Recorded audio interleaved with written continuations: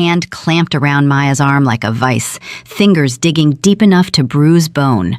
She cried out as Rick yanked her from seat 1A, her phone clattering to the floor. "Get this trash off my plane," Catherine Vanderbilt shrieked, actually clapping as Maya stumbled into the aisle. Tiffany Miller's heel came down hard, deliberately kicking the phone under the seat. "We'll mail it to you," she sneered, her smile vicious. Maya's vision blurred with tears as they dragged her toward the door. Every passenger watching, every passenger judging, nobody helping. Her fingers had managed one thing before losing the phone. One call to the only person who could stop this. The man who controlled every drop of fuel flowing into JFK Airport. Her father. Before we see what happens when you humiliate a billionaire's daughter, hit that subscribe button right now, because this story of instant karma will leave you speechless. And drop a comment with your city so I can see how far this incredible story travels around the world. Trust me, you need to stay until the end for this. Now let's jump in. Maya Johnson learned to make herself small. Not physically, she was already petite at 5'4", but in the way she moved through the world. Small voice, small presence, small expectations from the people who looked at her. Being Robert Johnson's only daughter came with scrutiny she'd never asked for. At 19, she'd already mastered the art of disappearing in plain sight. The vintage gray hoodie that hung loose on her frame wasn't a fashion statement. It was camouflage. The worn Converse sneakers on her feet had carried her through 8 months of Oxford cobblestones and late-night study sessions. Her natural curls were pulled into a messy bun because she'd overslept and nearly missed her airport shuttle. To anyone watching her walk through JFK Terminal 4 that sticky July afternoon, Maya was just another broke college student flying standby, probably using miles, probably hoping for an upgrade that wouldn't come. Perfect. That's exactly what she wanted them to see. What they couldn't see was the trust fund, the private security team tracking her every movement through airport cameras. The fact that her father's company, Johnson Energy Solutions, supplied aviation fuel to 70% of East Coast airports. That the boarding pass on her phone represented a $5,000 first-class ticket purchased 3 months ago specifically for safety reasons her father insisted on. Maya preferred it this way. At Oxford, she was just Maya, the American girl who never missed a library session and volunteered at legal aid clinics on weekends. Not Maya Johnson, daughter of the man Forbes called the king of clean energy. Not the girl whose coming out party at 16 made page 6. Just Maya. She clutched her phone tighter, reading her father's last text. "Head down, baby girl. Security meets you at Heathrow. Love you more than my next billion. Dad." She smiled despite herself. Her father's terrible jokes were as reliable as his overprotectiveness. The priority boarding lane stretched before her, separated from the massive economy line by a red velvet rope. Maybe 40 people snaked through the regular line, juggling carry-ons and passports and screaming toddlers. The priority lane sat completely empty. Maya stepped up to the podium. The gate agent glanced up, and Maya watched it happen in real time.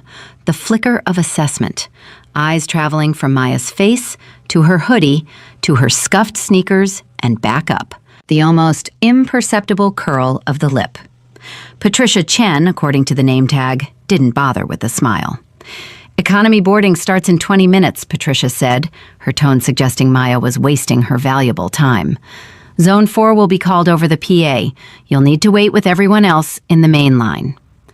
Maya had been through this exact scenario 11 times in the past year. 11 times she'd been dismissed, redirected, told she was in the wrong place by people who made snap judgments based on her appearance. Usually, she just showed her ticket and moved on, didn't make a fuss, didn't prove a point. But today, something in Patricia's voice, that casual dismissal, that assumption, made Maya's jaw tighten. "I have a first-class ticket," Maya said, her voice quiet but clear. "Seat 1A. She held up her phone, boarding pass displayed clearly. Patricia didn't even look at the screen. She was too busy inventorying Maya's outfit again, as if searching for evidence of fraud.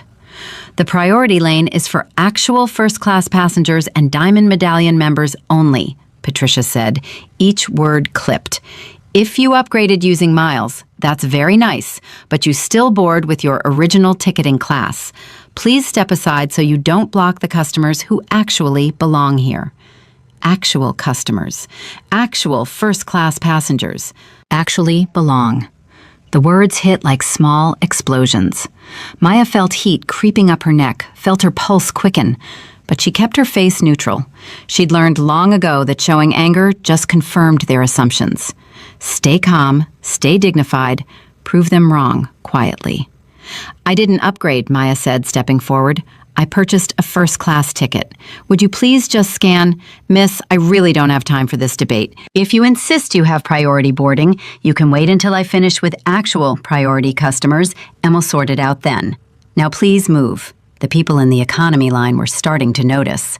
Maya could feel their eyes, could hear the whispers starting. Fine. Maya placed her phone directly on the scanner. Beep, beep. Green light flooded the podium. Johnson, Maya, seat 1A, welcome aboard, the automated voice announced cheerfully. Patricia's face went through a fascinating transformation. Surprise flickered first, then embarrassment, then something harder, something that looked almost like resentment. Her cheeks flushed, 2 red spots high on her cheekbones. For 3 full seconds, Patricia just stared at the screen. Maya waited. Surely now Patricia would apologize, would acknowledge the mistake. Patricia snatched Maya's passport without a word, flipped through the pages roughly, as if hoping to find some discrepancy, some reason to be right. She found nothing, of course. The passport was legitimate, the ticket was legitimate, Maya was legitimate. Patricia slammed the passport on the counter. Go ahead, she muttered, refusing eye contact, already turning back to her computer screen, as if Maya had ceased to exist the moment she was proven wrong. No apology, no acknowledgement, just dismissal. Maya picked up her passport with shaking hands and walked down the jet bridge, her heart hammering against her ribs. It was just rudeness, just another microaggression in a lifetime of microaggressions. She'd survived worse, but God, it never stopped hurting. The jet bridge felt endless, her footsteps echoing off the metal walls. She could still hear Patricia's voice in her head. Actual customers. Actually belong. Breathe, Maya whispered to herself. Just get to your seat. Headphones on, 8 hours of sleep. Then London, then Oxford, then back to normal. Normal. What a concept. She stepped through the aircraft door and into first class. The temperature dropped immediately, the air conditioning hitting her like stepping into a refrigerator after the humid jet bridge. The cabin smelled expensive, leather and subtle cologne, and that particular scent of newness that came from constant deep cleaning. The seats were massive, cream-colored leather recliners that looked like they belonged in a luxury living room, not an airplane. Soft amber lighting glowed overhead. A flight attendant stood at the galley, her back to the door, arranging champagne flutes on a silver tray with the precision of someone who'd done this 10,000 times. When she turned around, Maya's first thought was that she looked like every flight attendant in every airline commercial. Tall, blonde, early 40s, but well-preserved, with the kind of polished appearance that suggested a full face of makeup was part of the uniform. Her name tag caught the light. Tiffany Miller. Tiffany's face was lit with a brilliant smile, her attention focused on an older white man settling into seat 2A. He was arranging an expensive-looking briefcase and a camel hair coat with the careful attention of someone who knew his possessions cost more than most people made in a month. Mr. Henderson, Tiffany practically sang, let me take that coat for you. And can I start you with champagne, or would you prefer sparkling water? Champagne sounds perfect, Tiffany. Mr. Henderson's voice had that particular accent of old money, boarding schools, and country clubs. You always know exactly what I need. It's absolutely my pleasure, Mr. Henderson. My absolute pleasure. Maya watched the exchange, watched Tiffany's body language, the way she leaned in, just slightly, the way her hands gestured with practiced grace. This was a performance, Maya realized. Tiffany was performing the role of the perfect first-class flight attendant. Maya tried to slip past quietly, murmuring a soft, "Excuse me," as she moved toward her seat. The change happened so fast Maya almost missed it. Tiffany's head turned. Her eyes landed on Maya, and the warm smile evaporated like water on hot asphalt. Her face went blank, then cold, then something worse. Disgusted. Tiffany stepped directly into the aisle, physically blocking the path to seat 1A. "Hold on," she said, and her voice had transformed completely. The warmth was gone. This was sharp, cutting, designed to put Maya in her place. "You're lost, sweetie. Economy is straight through that curtain in the back. You'll want to keep walking until you see row numbers in the 30s. The condescension dripped from every word. Sweetie. Lost. Economy. Maya stopped, her messenger bag sliding slightly on her shoulder. She took a breath, steadying herself. "I'm in seat 1A, she said quietly. Tiffany laughed. It was the kind of laugh that wasn't about humor. It was about humiliation. It was loud, performative, designed to draw attention. And it worked. Mr. Henderson glanced up from his champagne. Two other passengers, a middle-aged couple settling into seats across the aisle, turned their heads. 1A? Tiffany repeated, projecting her voice like an actress on stage. "Oh, honey, number 1A is our premium window seat. That's reserved for full-fare first-class passengers. We're talking CEOs, government officials, people who actually paid for the seat. I'm guessing you probably used some miles for an upgrade? That's wonderful. Good for you. But upgraded passengers don't get seat selection. You're probably actually in 4B or 5A, something like that." Each word was a tiny knife. Actually paid. Actually. Actually. Actually. Tiffany held out her hand, palm up, fingers wiggling impatiently. "Let me see your ticket and we'll get you sorted out." Maya pulled out her phone, unlocking it with fingers that wanted to shake, but she wouldn't let them. Before she could even turn the screen toward Tiffany, the flight attendant snatched the phone right out of her hand. "Hey!" Maya gasped. "Just checking the details," Tiffany said breezily, scrolling through Maya's phone like it was her property. Her eyes scanned the boarding pass, and Maya watched her expression shift. Confusion first, then disbelief, then something that looked almost like anger. Maya Johnson, seat 1A, ticket purchased April 15th, full fare first class, $5,200. The information was right there, impossible to deny. Tiffany's jaw clenched. She thrust the phone back at Maya, practically dropping it into her hands. "Well," Tiffany said, her voice tight, "the system makes mistakes sometimes. Computer glitches happen constantly. There's absolutely no way you actually paid $5,000 for this seat." She looked Maya up and down slowly, deliberately, making sure Maya understood she was being assessed and found wanting. "Look at you. We have standards in first class. A dress code. Smart casual at minimum. You're wearing gym clothes. Or are those pajamas? I honestly can't tell." The comment landed with surgical precision. Maya felt it in her chest, felt the familiar burn of humiliation. Several passengers were openly staring now. Maya could feel their eyes crawling over her hoodie, her leggings, her sneakers.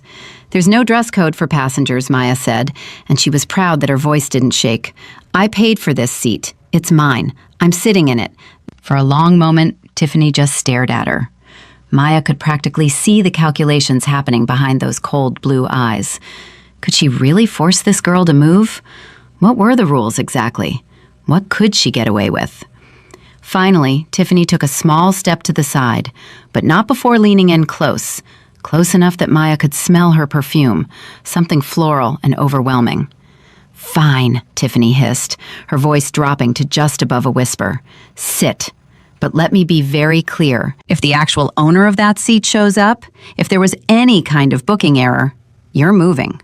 All the way to the back, row 45, right next to the bathrooms, where you'll probably be more comfortable anyway." She spun away, her movements sharp with suppressed anger, and returned to the galley. Maya slid into seat 1A, her whole body trembling now that the confrontation was over. She fumbled with her seatbelt, her fingers clumsy. She could feel Tiffany's gaze burning into the back of her head, could feel the weight of judgment from the other passengers. She pulled out her headphones with shaking hands and placed them over her ears, desperate to create some barrier between herself and the hostility radiating through the cabin. Just breathe, Just survive. 8 hours. You can do 8 hours. But even as she thought it, Maya knew something was wrong. She could feel it in the air, and the way Tiffany kept glancing at her with barely concealed contempt. This wasn't over.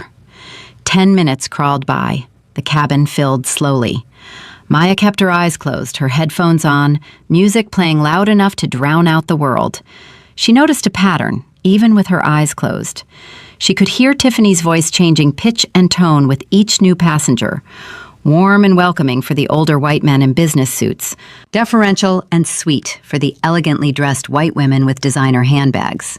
Noticeably cooler when a younger South Asian man in traditional dress passed through.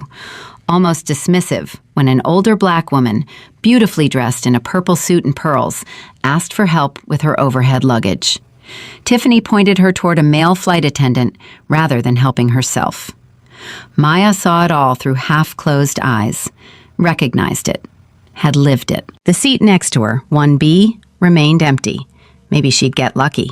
Maybe she'd have space to spread out to avoid further interaction. Then the shouting started. "This is completely unacceptable. Absolutely unacceptable." The voice came from the aircraft door, shrill and demanding, cutting through the quiet murmur of boarding passengers like a siren. Every head in first class turned. The woman who swept into the cabin looked like she'd time-traveled from a 1980s soap opera and brought the costume department with her. She wore a massive faux fur coat despite the July heat, the synthetic fibers catching the cabin lights. Gold dripped from her wrists, her neck, her ears, heavy and ostentatious. She carried a Louis Vuitton bag that probably cost $8,000, and her blonde hair was teased and sprayed into a helmet that defied physics. Her face was red, twisted with fury, and she was pointing a ring-covered finger at Tiffany like a weapon. "I specifically requested the bulkhead window seat. I have sciatica. Do you understand? A medical condition. I need leg room or I'm in agony for 8 hours. Mrs. Vanderbilt." Tiffany's entire being transformed. The cold professionalism melted into pure, obsequious deference. She rushed forward, hands clasped like she was approaching royalty. "Oh my goodness, I'm so terribly sorry. There must have been a terrible mistake at the gate. Please let me see what I can do to fix this immediately." "I don't want apologies, Tiffany. I want solutions." Catherine Vanderbilt's voice could have shattered glass. "I've been flying with Horizon Air for 20 years. 20 years of loyalty. And this is how you treat your most valuable customers? Of course not. Never, Mrs. Vanderbilt. You're absolutely right. Let me just check the seating chart and see what options." "I don't want options. I want that seat." Catherine spun around, her eagle eyes scanning the first-class cabin like a predator searching for prey. Her gaze locked onto seat 1A, onto Maya. More specifically, onto the empty seat beside Maya. "There," Catherine said, her voice sharp with triumph. "That window seat, 1A. I'll take that one." Maya's stomach dropped through the floor. "No. Please, no." She stared out the window, trying to become invisible, trying to will this moment not to be happening. Tiffany's eyes lit up like someone had just solved all her problems at once. Maya could actually see the thought forming on Tiffany's face. Here was the perfect solution. She could make her VIP customer happy and get rid of the girl in the hoodie who'd embarrassed her. 2 problems solved with 1 action. A slow, calculating smile spread across Tiffany's face. "Of course, Mrs. Vanderbilt. Of course. Let me handle this immediately." Tiffany walked down the aisle with purpose, her heels clicking against the floor like a countdown. When she reached Maya's row, she didn't ask politely. She didn't even fake politeness. She tapped Maya on the shoulder, hard, her fingers digging in with just enough pressure to hurt. Maya pulled off her headphones and looked up, her heart already sinking. "Excuse me," Tiffany said, her voice loud enough for everyone to hear. Professional on the surface, but with an edge of satisfaction underneath. "We have a situation. Mrs. Vanderbilt is one of our most valued customers. She's been flying with us for 2 decades. She's diamond medallion level. She's a personal friend of our CEO. And she has a serious medical condition that requires her to sit in this specific window seat. I'm going to need you to move to another seat right now." Maya's mouth went dry. I'm very sorry about her medical condition, but I booked this specific seat 3 months in advance. I paid full fare for this exact... It doesn't matter when you booked it, Tiffany cut her off, the fake politeness dropping completely. This is about customer service and compassion. Mrs. Vanderbilt is in pain. She needs this seat. You're young and perfectly healthy. You can sit anywhere on this aircraft. Now I'm asking you politely to gather your things and move. I paid $5,000 for this seat, Maya said, and she could hear her voice starting to shake. I specifically chose 1A. I'm not moving. The cabin went absolutely silent. Mr. Henderson lowered his Wall Street Journal slowly, his eyes wide. Catherine Vanderbilt let out a theatrical gasp, her hand flying to her chest. 2 passengers across the aisle stopped mid-conversation, mouths literally hanging open. A businessman in row 3 pulled out his phone. Tiffany's face began to change color, a blotchy red creeping up from her neck. "What did you just say to me?" Tiffany's voice dropped to a dangerous whisper. "I said I'm not moving. This is my assigned seat. I paid for it. It's mine." "Listen to me very carefully." Tiffany leaned down, her face inches from Maya's, close enough that Maya could see the powder caked in the fine lines around her eyes. "I just gave you a polite request. Now I'm giving you a direct order from the lead flight attendant. Grab your bag and move to Mrs. Vanderbilt's assigned seat in 4B.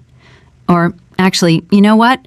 I can probably find you something in the back of the plane, near the galley, or the bathrooms. Somewhere you'll fit in better.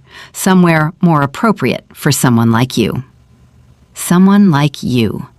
The words hung in the air, heavy with implication. Maya's hands gripped the armrest so hard, her knuckles went white. Her heart hammered against her ribs.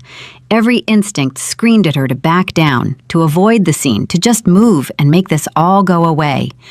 But something deeper, something that had been building through years of these moments, years of being dismissed and diminished and told she didn't belong, rose up in her chest. "No," Maya said. The word echoed through the first-class cabin like a gunshot. Catherine Vanderbilt made a sound somewhere between a laugh and a shriek. Well, I have never in my entire life been treated with such disrespect. Tiffany, are you going to let this child speak to us this way? Are you going to let her steal my seat while I'm standing here in agony?" Tiffany straightened up, crossing her arms over her chest. Her eyes were hard, her jaw set. "You need to understand something," she said, her voice carrying through the cabin. "You are disrupting this flight. You are refusing direct instructions from the flight crew, which is a federal offense under FAA regulations. If you do not move to another seat immediately, I will call security. They will physically remove you from this aircraft. You will be banned from flying with Horizon Air. You will likely be charged with interfering with a flight crew. Do you understand what that means? A criminal record. Your whole future, everything you've worked for, ruined. All because you're too stubborn to show basic human decency to a woman in pain. Is that really what you want?" Maya's vision was starting to tunnel. She could hear blood rushing in her ears, could feel tears building behind her eyes, and absolutely refused to let them fall. "I haven't disrupted anything," she said, and was amazed her voice came out steady. "I boarded my flight. I sat in my assigned seat. I haven't raised my voice. I haven't threatened anyone. All I've done is exist in a seat I paid for." "You're being belligerent and uncooperative," Tiffany snapped. "Exactly," Catherine Vanderbilt jumped in, emboldened. "Look at her. Look at how she's dressed. This is first class, not some homeless shelter. I paid good money for this ticket, and I shouldn't have to look at this the entire flight. Tiffany, call security. Get her out." The businessman in row 3 was definitely filming now. Maya could see the phone pointed in her direction. Whispers rippled through the cabin. "She should just move. It's not that big a deal. Why is she being so difficult? Probably didn't even pay for the ticket. I heard they're gaming the system now, buying tickets just to cause scenes and sue." Each whisper was a knife, but Maya kept her face neutral, kept her breathing steady. Tiffany pulled a phone from her pocket and pressed a button. "This is Flight Attendant Miller on Flight 882. I have an uncooperative passenger refusing crew instructions. I need a supervisor and security at Gate 47 immediately." Maya's pulse was racing now, panic starting to edge through the anger. They were really doing this. They were really going to have her arrested for sitting in the seat she'd paid for. Her hand moved to her hoodie pocket. Her fingers found her phone. She'd sworn she wouldn't do this, sworn she'd never use her father's name, his power, his influence. She'd spent her whole life trying to be just Maya, trying to prove she could make it on her own merit. But as she looked at Tiffany's triumphant face, as she heard Catherine Vanderbilt's cruel laughter, as she felt the weight of every passenger's judgment pressing down on her, Maya made a choice. Today, she wasn't just Maya. Today, she was Maya Johnson, and she was done being small. She pulled out her phone and scrolled to a contact. Dad. Emergency only. Her thumb hovered over the call button for just a second. "Don't you dare make a phone call," Tiffany barked, reaching for the phone. "No recording, no calls. That's airline policy." "Touch me again," Maya said, her voice suddenly cold as ice, "and I will sue you personally for assault. That's battery. That's a crime. And I promise you, my lawyers are significantly better than yours." Tiffany froze, her hand suspended in midair. Something in Maya's tone made her hesitate. Maya pressed call. The phone rang once. Twice. "Princess?" Her father's voice came through, deep and warm and familiar, and Maya felt something crack in her chest.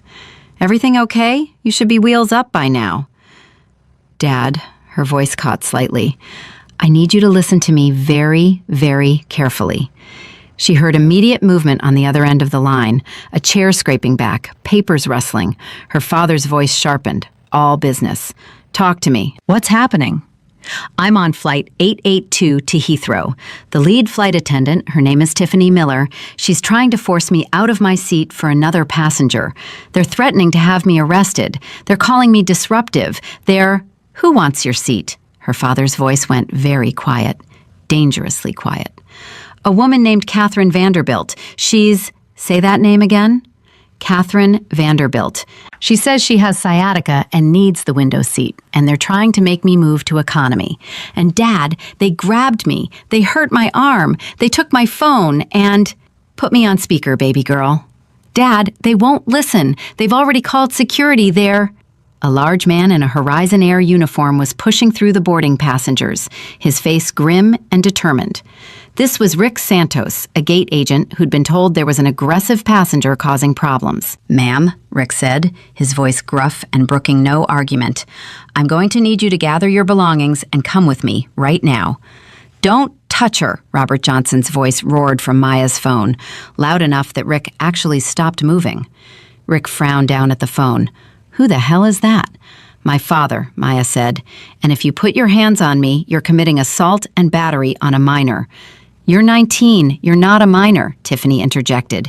"I'm also a paying passenger who has broken no laws, who has complied with every legitimate instruction, who is sitting in my assigned seat that I paid $5,000 for 3 months ago," Maya continued, her voice rising slightly.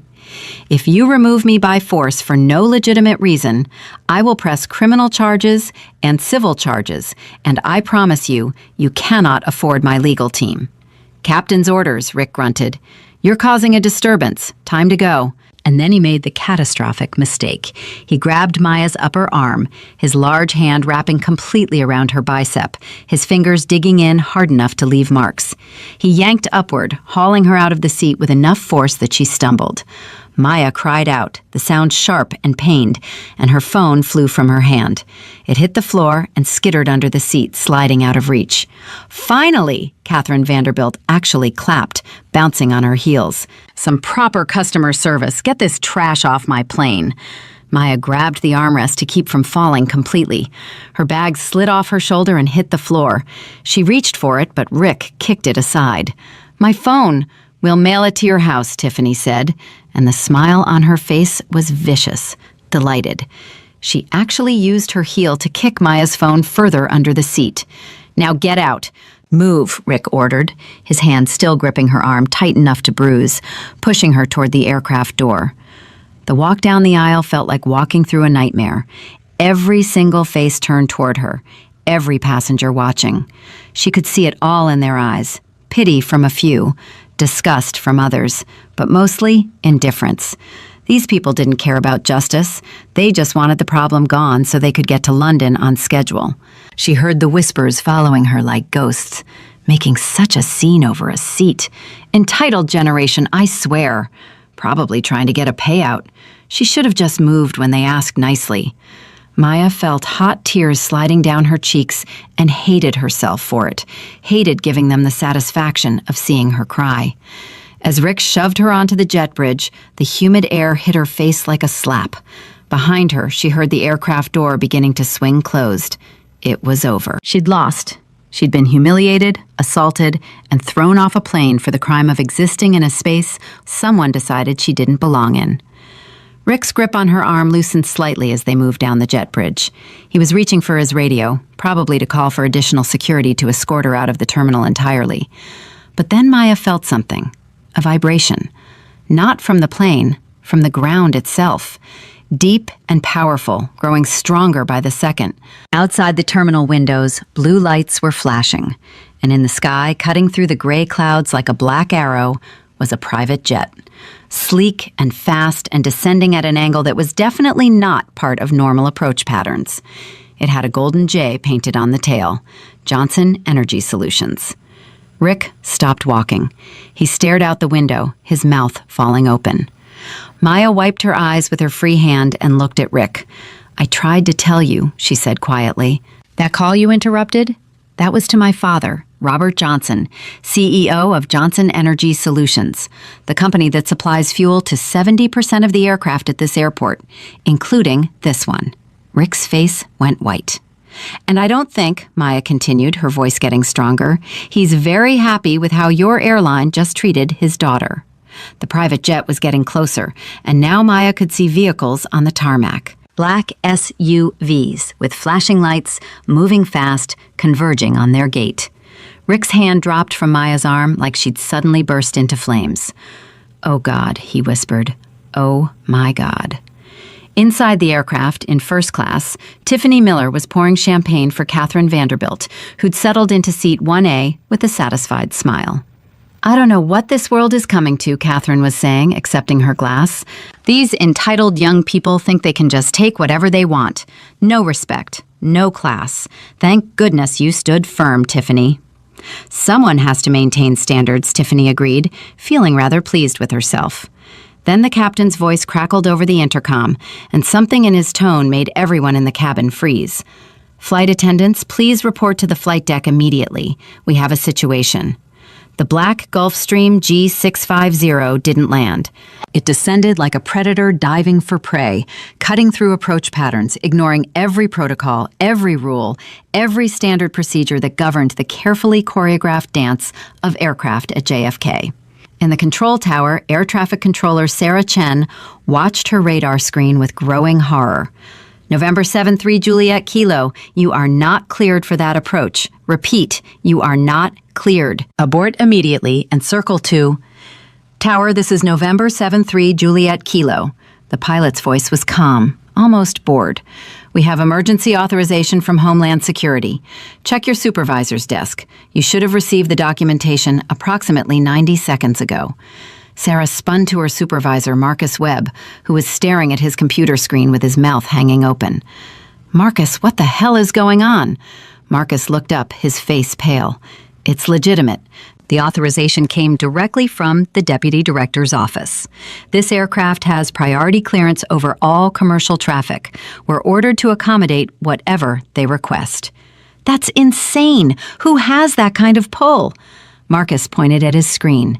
"Robert Johnson, CEO of Johnson Energy Solutions." Sarah's stomach dropped. She knew that name. Everyone in aviation knew that name. "Dear God," she whispered. "What happened?" On the tarmac, the Gulfstream's wheels hit concrete with a screech that echoed across the entire airport. It didn't taxi to a private terminal. It didn't follow ground control directions. It turned sharply, its engine still roaring, and drove straight across the safety zone toward Gate 47, toward Flight 882. Rick Santos stood frozen on the jet bridge, still staring out the window, his hand no longer touching Maya. The color had drained completely from his face. "Miss Johnson," he said, his voice shaking, I didn't know. They told me you were being disruptive. I was just following orders." "You grabbed a teenage girl and dragged her off a plane," Maya said quietly, rubbing her arm where his fingers had dug in.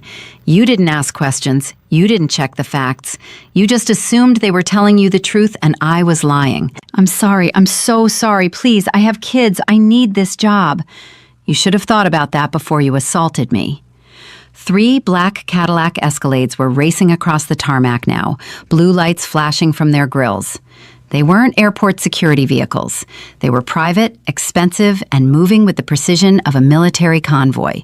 A Port Authority police cruiser screeched to a halt at the base of the jet bridge stairs, 2 officers jumping out with hands on their holsters. "Everyone freeze!" Officer Martinez shouted, pointing at the Escalades. "This is a restricted area. Stop your vehicles immediately." The Escalades didn't slow down. They formed a perimeter around the Gulf Stream as it came to a complete stop, positioned perpendicular to Flight 882's nose gear. If the commercial plane tried to move even 6 feet forward, it would clip the private jet's wing. The Gulfstream's door opened with a hydraulic hiss. Marcus Cole stepped out first. He was 6'4", 250 pounds of solid muscle, with the bearing of someone who'd spent 20 years in Marine Force Recon before transitioning to private security. He wore a dark suit that somehow made him look even more dangerous, and an earpiece that glinted in the afternoon light. He surveyed the scene with the calm assessment of someone who'd been in actual war zones and found airport drama quaint by comparison. "Stand down, officers," Marcus called out, his voice carrying easily across the tarmac. He pulled a leather wallet from his jacket and held up credentials. "Diplomatic Security Service. We have authorization from DHS for emergency extraction of a high-value individual." Officer Martinez climbed 3 steps up the stairs to get a better look at the credentials. His eyes widened.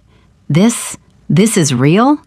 "Call your supervisor, call the airport director, call the mayor if you want, but while you're making those calls, lower your weapons and step back. We're not here for you. We're here for the girl your airline just assaulted." Officer Martinez looked at his partner, Officer Chen. They both slowly lowered their hands from their holsters. Inside Flight 882's cockpit, Captain David Rogers had been flying commercial aircraft for 23 years. He'd navigated thunderstorms over the Atlantic, landed planes with failed hydraulics, and once talked a passenger through a heart attack until paramedics could meet them at the gate. Nothing in his experience had prepared him for this. "Tower, this is Flight 882 Heavy," he said into his headset, his voice tight with stress. "We have an aircraft blocking our taxi path, a Gulfstream G650 just parked perpendicular to our nose. If I move forward 6 feet, I'm clipping his wing. What are my instructions?" "Flight 882, stand by." The air traffic controller sounded as lost as he felt. First Officer Jennifer Kim was staring out the windscreen, her hand frozen on the throttle. "Captain, there are armed men on the tarmac, multiple vehicles. This looks like a federal operation." "Or a hijacking," Rogers muttered. He pressed the intercom button. "Flight attendants report to the cockpit immediately." Tiffany Miller was in the middle of explaining to Catherine Vanderbilt why the champagne selection was superior in first class when the captain's announcement crackled overhead. Something in his tone made her stomach tighten. "Excuse me for just a moment, Mrs. Vanderbilt," she said, forcing a smile. She walked to the cockpit and knocked. When Captain Rogers opened the door, his face was sheet white. "Tiffany, what exactly happened with that passenger you removed?" "The girl in the hoodie? She was being disruptive and refused to follow crew instructions. I had her removed for the safety and comfort of our other passengers, particularly Mrs. Vanderbilt, who has a medical condition." "What's her name?" "Whose name?" "The passenger you removed. What's her name?" Tiffany blinked. I don't know, some teenage girl. Johnson, I think? Why does—" Captain Rogers closed his eyes. "Dear God, tell me you didn't." "Didn't what?" He pointed out the cockpit window. "Look at that tail number. Look at that aircraft. Do you know who owns a Gulfstream G650 with the registration November 7-3 Juliet Kilo?" Tiffany looked, saw the sleek black jet, saw the golden J painted on the tail. Johnson Energy Solutions, Captain Rogers said, his voice hollow. That's Robert Johnson's private jet. And unless I'm very wrong, the girl you just had dragged off this plane is his daughter. All the blood drained from Tiffany's face. That's impossible. She was dressed like a homeless person. She was wearing a hoodie and sneakers. There's no way. The man who supplies fuel to 70% of East Coast airports just landed his private jet in the middle of an active taxiway and is currently blocking our aircraft, Rogers said. So I'm going to ask you one more time. What exactly did you do to his daughter? Tiffany's mouth opened and closed, but no sound came out. On the jet bridge, Maya watched as the Gulfstream's door fully extended its stairs. A figure appeared in the doorway, and even from this distance, even through the tears still blurring her vision, she knew him instantly, her father. Robert Johnson stood in the doorway of his jet, surveying the scene with the calm intensity of a man who'd built a multi-billion-dollar empire from nothing and would burn down anyone who threatened his family. He was 52, but looked 40, with the kind of presence that made rooms go quiet when he entered. He wore a charcoal Tom Ford suit that cost more than most people's cars, and his dark skin caught the afternoon light as he descended the stairs with measured, deliberate steps. He didn't run. He didn't rush. He walked like a man who owned the ground beneath his feet and the sky above it. Marcus Cole met him at the bottom of the stairs, speaking quietly. Robert nodded once, his jaw tightening, and then he looked up at the jet bridge. His eyes found Maya. For just a second, his face transformed. The CEO mask dropped, and Maya saw raw fury mixed with relief, mixed with fear. Then the mask came back, harder than before. He started walking toward the jet bridge stairs. Mr. Johnson, station manager Arnold Black came running across the tarmac, his tie flying over his shoulder, sweat pouring down his bald head, despite the air conditioning he'd just left. Mr. Johnson, please, there's been a terrible misunderstanding. Robert didn't stop walking. Get out of my way, Arnold. Sir, if we could just discuss this in my office, I'm sure we can resolve. Robert stopped, turned, looked at Arnold with eyes that could freeze helium. Your employee assaulted my daughter. Your gate agent put his hands on a 19-year-old girl and physically dragged her off an aircraft. Do you understand what I'm saying to you, Arnold? They put their hands on my child.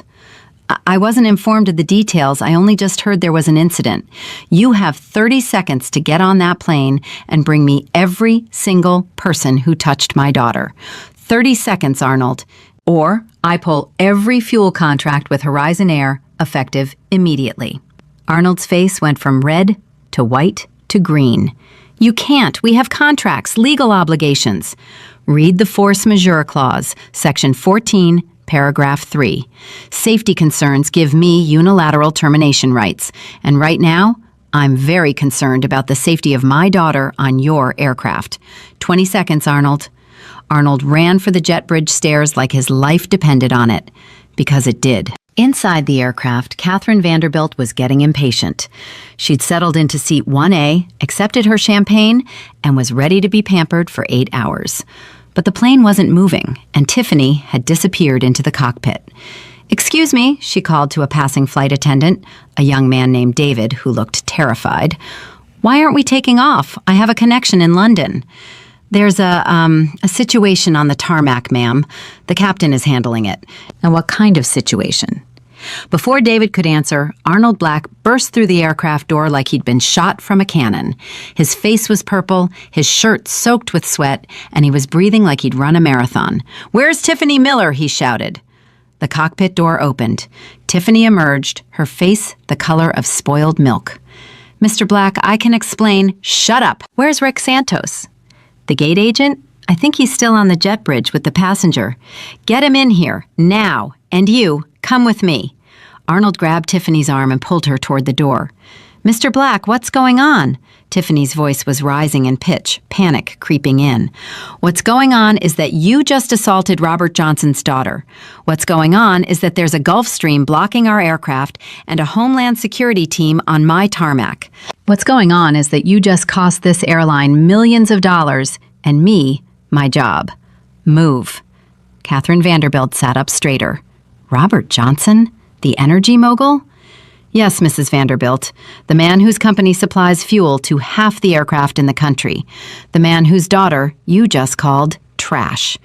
Catherine's champagne glass slipped from her fingers, spilling across her expensive coat. Arnold dragged Tiffany onto the jet bridge where Rick was still standing, frozen, staring at Maya and the scene unfolding on the tarmac. "Both of you, down those stairs, right now," Arnold ordered. "I'm not going out there," Tiffany said, trying to pull her arm free. "That's insane. I didn't do anything wrong. I was enforcing airline policy." "You enforced nothing. You profiled a paying passenger, you stole her property, and you had her physically removed for no legitimate reason. Move!" Robert Johnson had reached the base of the jet bridge stairs. He stood there, flanked by Marcus and 2 other security personnel, looking up at the open door. "Bring them down," he called up, his voice carrying clearly. "All of them. Anyone who touched my daughter. Anyone who spoke to her. I want them all down here. Now." Arnold pushed Tiffany toward the stairs. She stumbled, catching herself on the railing. "Mr. Johnson," Arnold called out, "I'm bringing them to you now. Please, let's discuss this rationally." Rationally? Robert's voice was deadly quiet. "You want to discuss rationality after your employees brutalized my child? After they made her cry? After they put bruises on her arm?" He looked past Arnold, past Tiffany and Rick, and his eyes found Maya standing at the top of the stairs. "Come here, baby girl." Maya moved on shaking legs, walking past Tiffany, past Rick, past Arnold. When she reached her father, he pulled her into his arms, and she finally let herself break. The tears came in great gasping sobs, all the fear and humiliation and rage pouring out. "I'm sorry," she choked out. "I'm sorry. I tried not to use your name. I tried to handle it myself." "Shh. You have nothing to apologize for. Nothing. You understand me?" He pulled back, gently taking her arm and pushing up her hoodie sleeve. The bruises were already forming, 4 dark marks where Rick's fingers had dug in. Robert's jaw muscles flexed. He looked up at Rick, who was halfway down the stairs, and the expression on his face made the gate agent stop moving entirely. "You did this," Robert said. It wasn't a question. Sir, I was told she was being aggressive. I was following protocol for removing an uncooperative passenger." "She's 19 years old and weighs maybe 120 pounds. You're what, 220, 230? And you thought the appropriate response was to grab her hard enough to leave bruises?" "I didn't mean to hurt her. They said she was a security risk." "She was sitting in her seat, the seat she paid for, the seat assigned to her. How exactly was she a security risk?" Rick had no answer. Robert turned to Tiffany, who was gripping the stair railing like it was the only thing keeping her upright. "And you're the one who called her trash, who told her she didn't belong in first class, who stole her phone and kicked it under a seat." I never used that word. Mrs. Vanderbilt used it, in front of you. And you smiled and nodded and agreed. I have witnesses. Several passengers have already sent videos to social media. My legal team downloaded them 6 minutes ago. Tiffany's legs nearly gave out. Videos? 11 different passengers recorded at least part of the incident. The one with the best angle shows you kicking my daughter's phone under the seat. Another shows Rick grabbing her arm. Another shows Mrs. Vanderbilt calling her trash. They're all time-stamped. They're all admissible in court. And they're all currently trending on Twitter with the hashtag #BoycottHorizonAir. Arnold Black made a sound like he'd been punched in the stomach. Robert pulled out his phone and tapped the screen. "My head of communications checked 5 minutes ago. The original video already has 6 million views. Horizon Air's stock price has dropped 4% in the last 10 minutes. And it's going to keep dropping until I decide whether or not I'm pulling my fuel contracts." "Mr. Johnson, please," Arnold begged. "We'll fix this. We'll terminate everyone involved. We'll issue a public apology. That's a start, but it's not enough." Robert looked at Maya, his hand gentle on her shoulder. "What do you want, sweetheart? Do you want to continue this flight? Do you want to press charges? What would make this right?" Maya looked at Tiffany, who was crying now, mascara running down her face. Looked at Rick, who couldn't meet her eyes, looked at Arnold, who was calculating the cost of his career. "I want them arrested," Maya said, her voice steady despite the tears. "I want them charged with assault, both of them." "Done," Robert nodded to Marcus, who pulled out his phone. "You can't arrest us," Tiffany shrieked. "We work for the airline. We have immunity for actions taken in the course of our duties." "You have qualified immunity for legitimate safety actions," Robert said. "You don't have immunity for assault and battery. You don't have immunity for theft.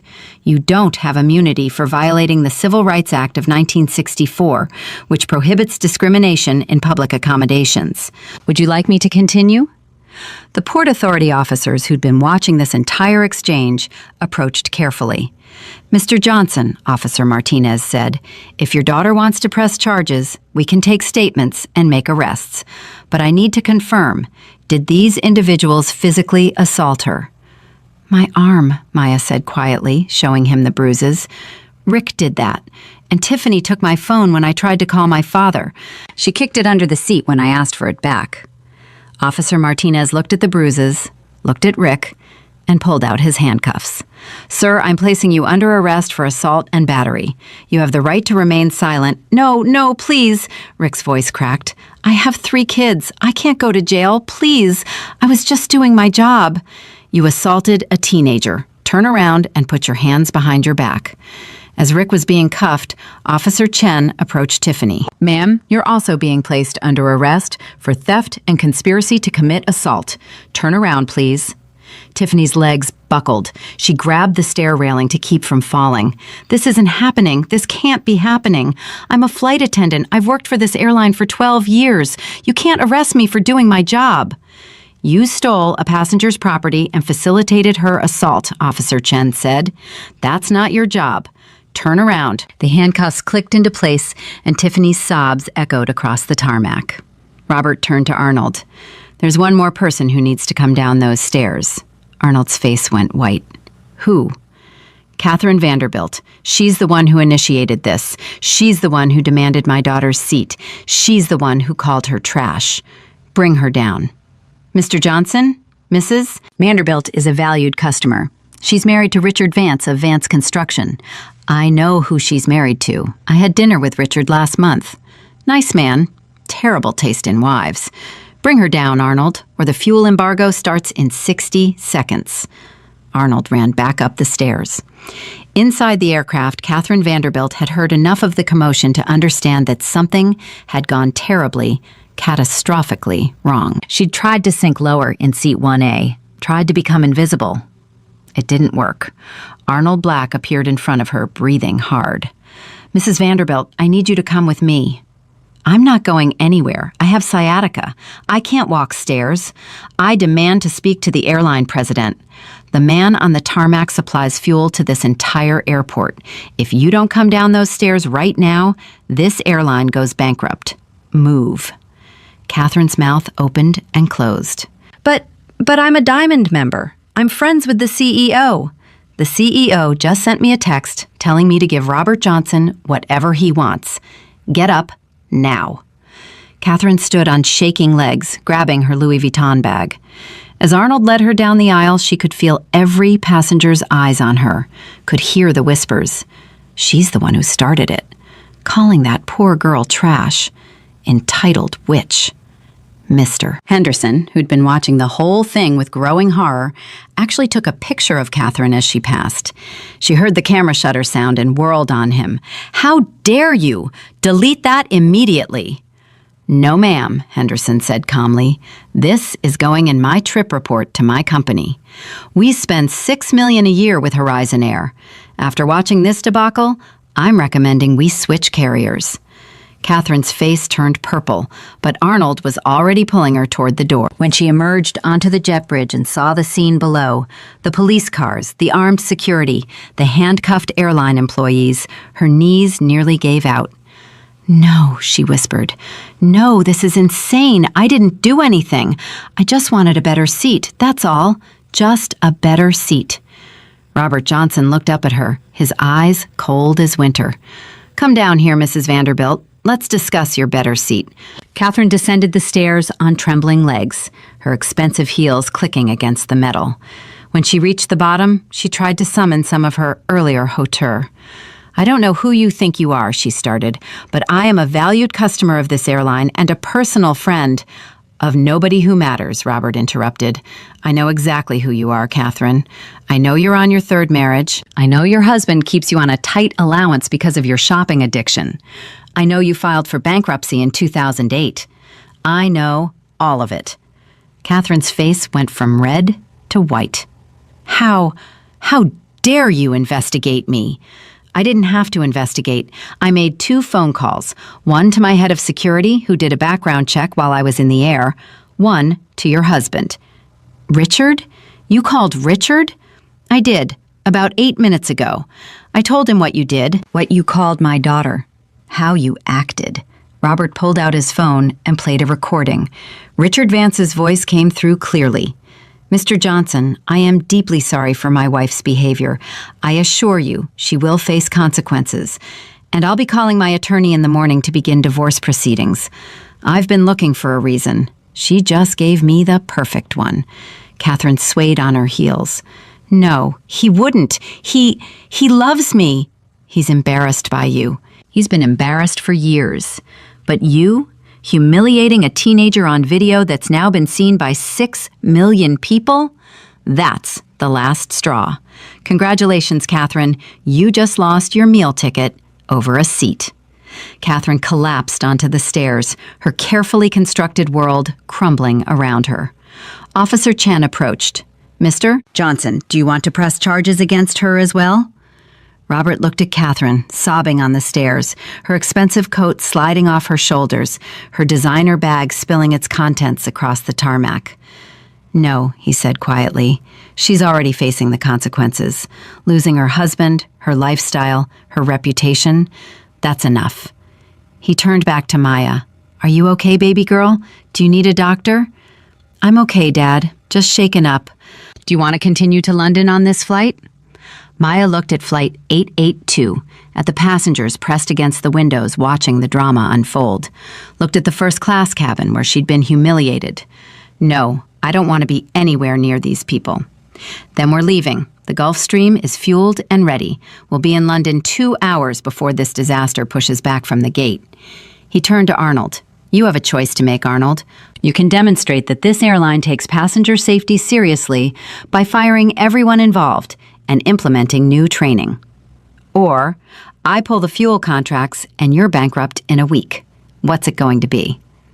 Arnold didn't hesitate. They're all terminated, effective immediately, and I'll personally oversee the new training program. Good. You have 72 hours to send me the implementation plan. If I like what I see, the contracts continue. If I don't, you're done. Robert put his arm around Maya and guided her toward the Gulfstream. As they walked, Tiffany's voice called out from the police car. This isn't fair. I was just doing my job. You can't ruin my life over this. Robert stopped, turned, looked at her through the police car window. You called my daughter trash. You humiliated her in front of 50 people. You stole her property and watched while she was assaulted. You did all of that because you looked at her clothes and decided she didn't belong. And now you're facing consequences. Yes, Mrs. Miller. Yes, I can. He and Maya climbed the Gulfstream stairs together. The door closed with a soft hiss, sealing out the chaos, the judgment, the cruelty. Inside, the cabin was quiet, peaceful, everything the commercial flight should have been. Maya sank into a cream leather seat and finally let herself breathe. Her father sat across from her, his hand reaching out to squeeze hers. I'm proud of you, he said quietly. You stood up for yourself. You didn't back down even when they tried to intimidate you. I used your name, Maya said. I swore I wouldn't. Sometimes, Robert said, standing up for yourself means using every tool you have. There's no shame in that. You tried to handle it yourself. They escalated. You responded appropriately. The Gulfstream's engines began to power up. Outside the window, Maya could see Flight 882 still sitting there, blocked, grounded, its passengers watching as the private jet began to taxi. What happens to them now, Maya asked. Tiffany and Rick will be charged, probably plead out to misdemeanors, community service, fines. Their careers in aviation are over. Catherine is losing her husband and her lifestyle. Arnold might keep his job if he implements real changes. The airline will hemorrhage money until they prove they've fixed their culture. And the passengers who just watched, who did nothing? Robert's expression hardened. They'll live with knowing they witnessed an injustice and chose comfort over courage. That's its own punishment. The Gulf Stream lifted off, climbing fast into the gray sky. Maya watched JFK grow smaller below them, watched the commercial aircraft sitting uselessly at the gate. For the first time in hours, she felt safe. But her father's phone was already ringing. His legal team, his PR team, the board of directors of Horizon Air probably. The consequences were just beginning. And Robert Johnson wasn't done yet. The Gulf Stream leveled off at 42,000 feet, well above commercial traffic, and Maya finally felt her heartbeat slow to something approaching normal. She changed out of her hoodie into a soft cashmere sweater from the jet's wardrobe, and her father's personal physician, Dr. Sarah Chen, who'd been waiting on board, had examined her arm and applied ice packs to the bruising. "You'll want to keep ice on this for the next 24 hours, Dr. Chen said gently, wrapping Maya's bicep with a compression bandage. "The bruising will get worse before it gets better. Deep tissue damage like this, from fingers digging in, it's going to hurt for about a week." Maya nodded, feeling numb. She'd been running on adrenaline for the past hour, and now that the immediate crisis was over, exhaustion was crashing over her in waves. Dr. Chen touched her shoulder. "You did nothing wrong, Maya. Nothing. You understand that, right?" "I know," Maya whispered, but her voice cracked on the words. Knowing it and believing it are different things. Give yourself time to process. This was traumatic. After Dr. Chen returned to her seat in the back of the cabin, Robert moved to sit beside his daughter. He'd removed his jacket and loosened his tie, and for the first time since boarding, he looked less like a CEO and more like a father. "Talk to me, baby girl," he said quietly. "What are you thinking?" Maya stared out the window at the clouds below. "I'm thinking about all the times this has happened before. All the times I just let it go. All the times I didn't call you because I didn't want to be that girl, the one who runs to daddy every time someone is mean to her. This wasn't someone being mean. This was assault." "I know. But the other times, the times when it was just words, just looks, just people assuming I didn't belong somewhere because of how I looked, those times I just swallowed it, made myself smaller, tried harder to fit in." She turned to face him, tears welling in her eyes. "What if I'd just moved to another seat? None of this would have happened." Robert's jaw tightened. "Don't do that. Don't blame yourself for their actions." "I'm not. Maybe if I'd explained better, if I'd been more polite." "Maya," her father's voice was firm, "you were polite. You showed your ticket. You explained calmly. You did everything right, and they still treated you like a criminal. Do you know why?" She shook her head. "Because no amount of politeness can fix someone else's prejudice. You could have been wearing a ball gown and speaking the Queen's English, and Tiffany Miller still would have found a reason to believe you didn't belong there. Because in her mind, someone who looks like you doesn't belong in first class. And that's her failure, not yours." Maya's tears spilled over. "It's exhausting, Dad. Being constantly questioned, constantly having to prove I have a right to exist in spaces. At Oxford, in airports, in stores. I'm so tired of it." Robert pulled her into his arms and let her cry. When she finally pulled back, wiping her eyes, he said, "I know it's exhausting. Your mother dealt with the same thing. Every boardroom she walked into, people assumed she was there to take notes, not to run the meeting. Every business dinner, they handed her a coat check ticket instead of a menu. It wore her down." Maya's mother, Dr. Grace Johnson, had been a pioneering cardiac surgeon before her death from cancer 3 years ago. She'd been brilliant, fierce, and had taught Maya to never apologize for taking up space. "What would Mom have done?" Maya asked. "Today, I mean. Would she have called you?" Robert smiled sadly. "Your mother? She would have called me. Then she would have called the NAACP, the ACLU, CNN, and probably the president. She didn't believe in quiet dignity when facing injustice. She believed in burning the house down and building something better. I miss her. Me too, baby girl. Every single day. Robert's phone buzzed. He glanced at the screen, and his expression shifted. It's Harrison Thorne, my attorney. I need to take this. He put the phone on speaker. Harrison's smooth, calculated voice filled the cabin. Robert, we have developments. Multiple developments. Where would you like me to start? Start with the criminal charges. The district attorney's office has accepted the assault and battery charges against Rick Santos. He'll be arraigned tomorrow morning. The theft charges against Tiffany Miller are also moving forward. Both are looking at misdemeanor convictions, probation, fines, community service. Neither will see jail time, but both will have criminal records. Maya felt a small measure of satisfaction at that. What about the civil case? Robert asked. We've drafted a lawsuit against Horizon Air, Tiffany Miller, Rick Santos, and Catherine Vanderbilt. Assault, battery, intentional infliction of emotional distress, violation of civil rights, and negligent hiring and supervision. We're asking for $25 million in damages.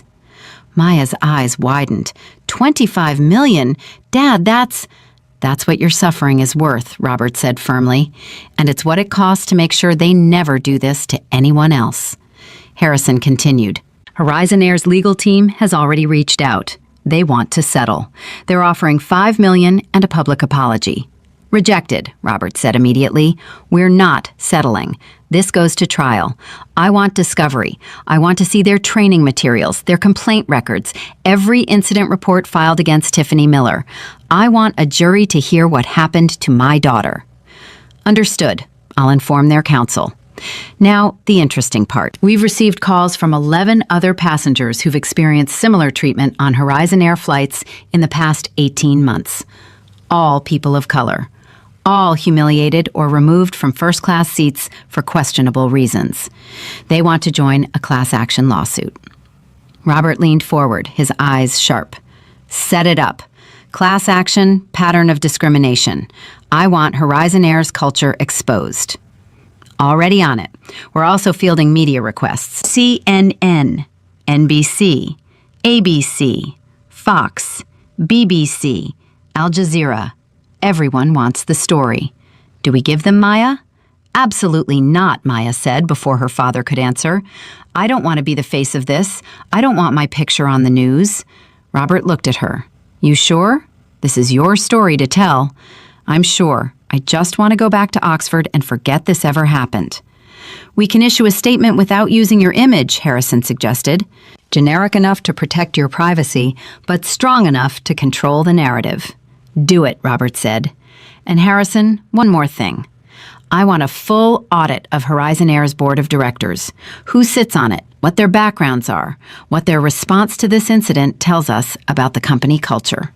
I'll have that to you by morning. Anything else? Yes. Find out if Catherine Vanderbilt has filed for any kind of restraining order or countersuit. She struck me as the type who doesn't go down quietly. Harrison laughed, a dry sound. Already done. Her attorney, her soon-to-be ex-husband's attorney, contacted us an hour ago. Richard Vance wants to make very clear that he's divorcing Catherine and does not support her actions. He's offered to testify against her if needed. Smart man, Robert said. He knows his construction company can't afford to be associated with this. Precisely. He's doing damage control. Catherine, on the other hand, has been calling every news outlet claiming she's the victim, that you threatened her, that Maya was actually the aggressor. Maya's stomach turned. She's lying. She knows she's lying. Of course she is, Harrison said. But here's the beautiful part. We have 11 videos from different angles showing exactly what happened. Her lies won't hold up for 10 seconds. In fact, 3 news outlets have already declined to run her story because they've seen the footage. Robert smiled grimly. Good. Let her dig her own grave. After Robert ended the call, he turned to Maya. How are you feeling, honestly? Angry, she admitted, and scared. What if this follows me forever? What if every time someone searches my name, this comes up? It probably will, Robert said, and his honesty surprised her. This is going to be part of your story now. But Maya, you get to decide what that means. Does it mean you're a victim who got humiliated on a plane? Or does it mean you're someone who stood up for yourself and changed an industry? I don't want to change an industry. I just wanted to fly to London. I know, but sometimes we don't get to choose our moments. They choose us. The pilot's voice came over the intercom. Mr. Johnson, we've received a priority communication from JFK Airport Authority. They're asking if you'll reconsider the fuel embargo. Robert picked up the phone to the cockpit. Tell them I'll reconsider when I see termination papers for everyone involved and a comprehensive anti-discrimination training program for all Horizon Air employees. Until then, not a drop. He hung up and met Maya's eyes. I meant what I said on the tarmac. This airline will change or it will die. There's no middle ground. 20 minutes later, Robert's phone rang again. This time it was a number he didn't recognize. He answered on speaker. Mr. Johnson, this is James Whitmore. I'm the CEO of Horizon Air. Robert's eyebrows rose. Mr. Whitmore, calling personally. I'm surprised. I'm calling to apologize directly to you and your daughter for the unconscionable treatment she received today. What happened on that aircraft is not representative of our company values, and I want you to know we're taking immediate action. What kind of action? Robert's voice was skeptical. Tiffany Miller, Rick Santos, and Arnold Black have all been terminated. We're implementing mandatory anti-bias training for all employees starting next week. We're also creating an independent oversight committee to review passenger complaints, particularly those involving discrimination. That's a start, Robert said, but it's not enough. There was a pause. What would be enough, Mr. Johnson? I want a seat on that oversight committee. I want quarterly reports on discrimination complaints. I want you to hire a chief diversity officer with real power, not just a token position. And I want a public acknowledgement that your company failed my daughter and failed the other passengers who've been treated this way. Done, Whitmore said without hesitation. All of it. And Mr. Johnson, I'd like to offer Maya a lifetime platinum membership, unlimited first-class travel, and a formal written apology from me personally. Maya shook her head vigorously at her father. My daughter doesn't want your miles or your membership, Robert said coldly. She wants to never think about your airline again. But I'll accept the other terms. You have 72 hours to deliver the written apology and the implementation plan for the changes. If I like what I see, I'll restore fuel services. If I don't, you can start shopping for a new fuel supplier. Understood. Thank you for giving us the opportunity to make this right. After Robert hung up, Maya said, You really think they'll change? Or are they just panicking because you cut their fuel? Both, Robert admitted. They're panicking now.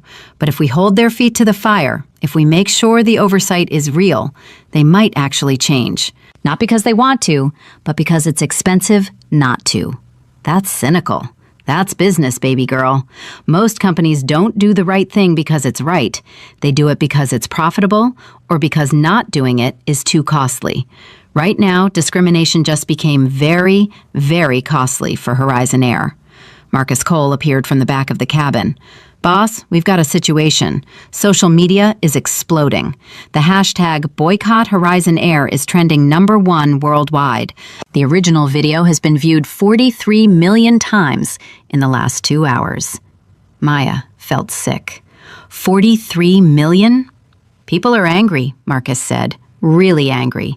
Horizon Air's social media accounts are getting flooded with comments. Their stock price has dropped 18%. And here's the interesting part. Other airlines are publicly distancing themselves from Horizon's actions and promising to review their own policies. Fear works, Robert said quietly. They're all terrified they're next. Maya stood up abruptly and walked to the back of the cabin, needing space.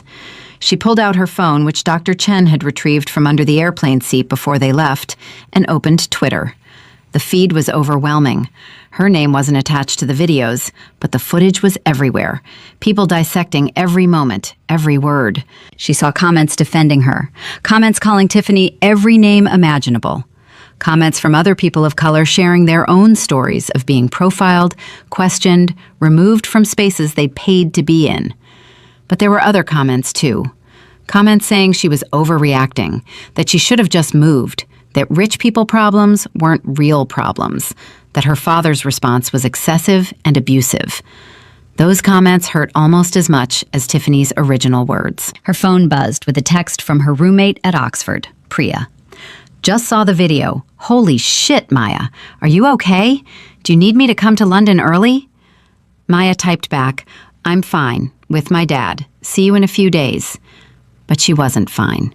She felt exposed, vulnerable, like millions of strangers were picking apart the worst moment of her life and turning it into entertainment. Another text came through, this one from an unknown number. "You entitled brat. You think you're special because your daddy has money? People like you make me sick. Hope you learned your lesson about making scenes." Maya's hands started shaking. She blocked the number, but 2 more texts came through from different numbers, both similar in tone.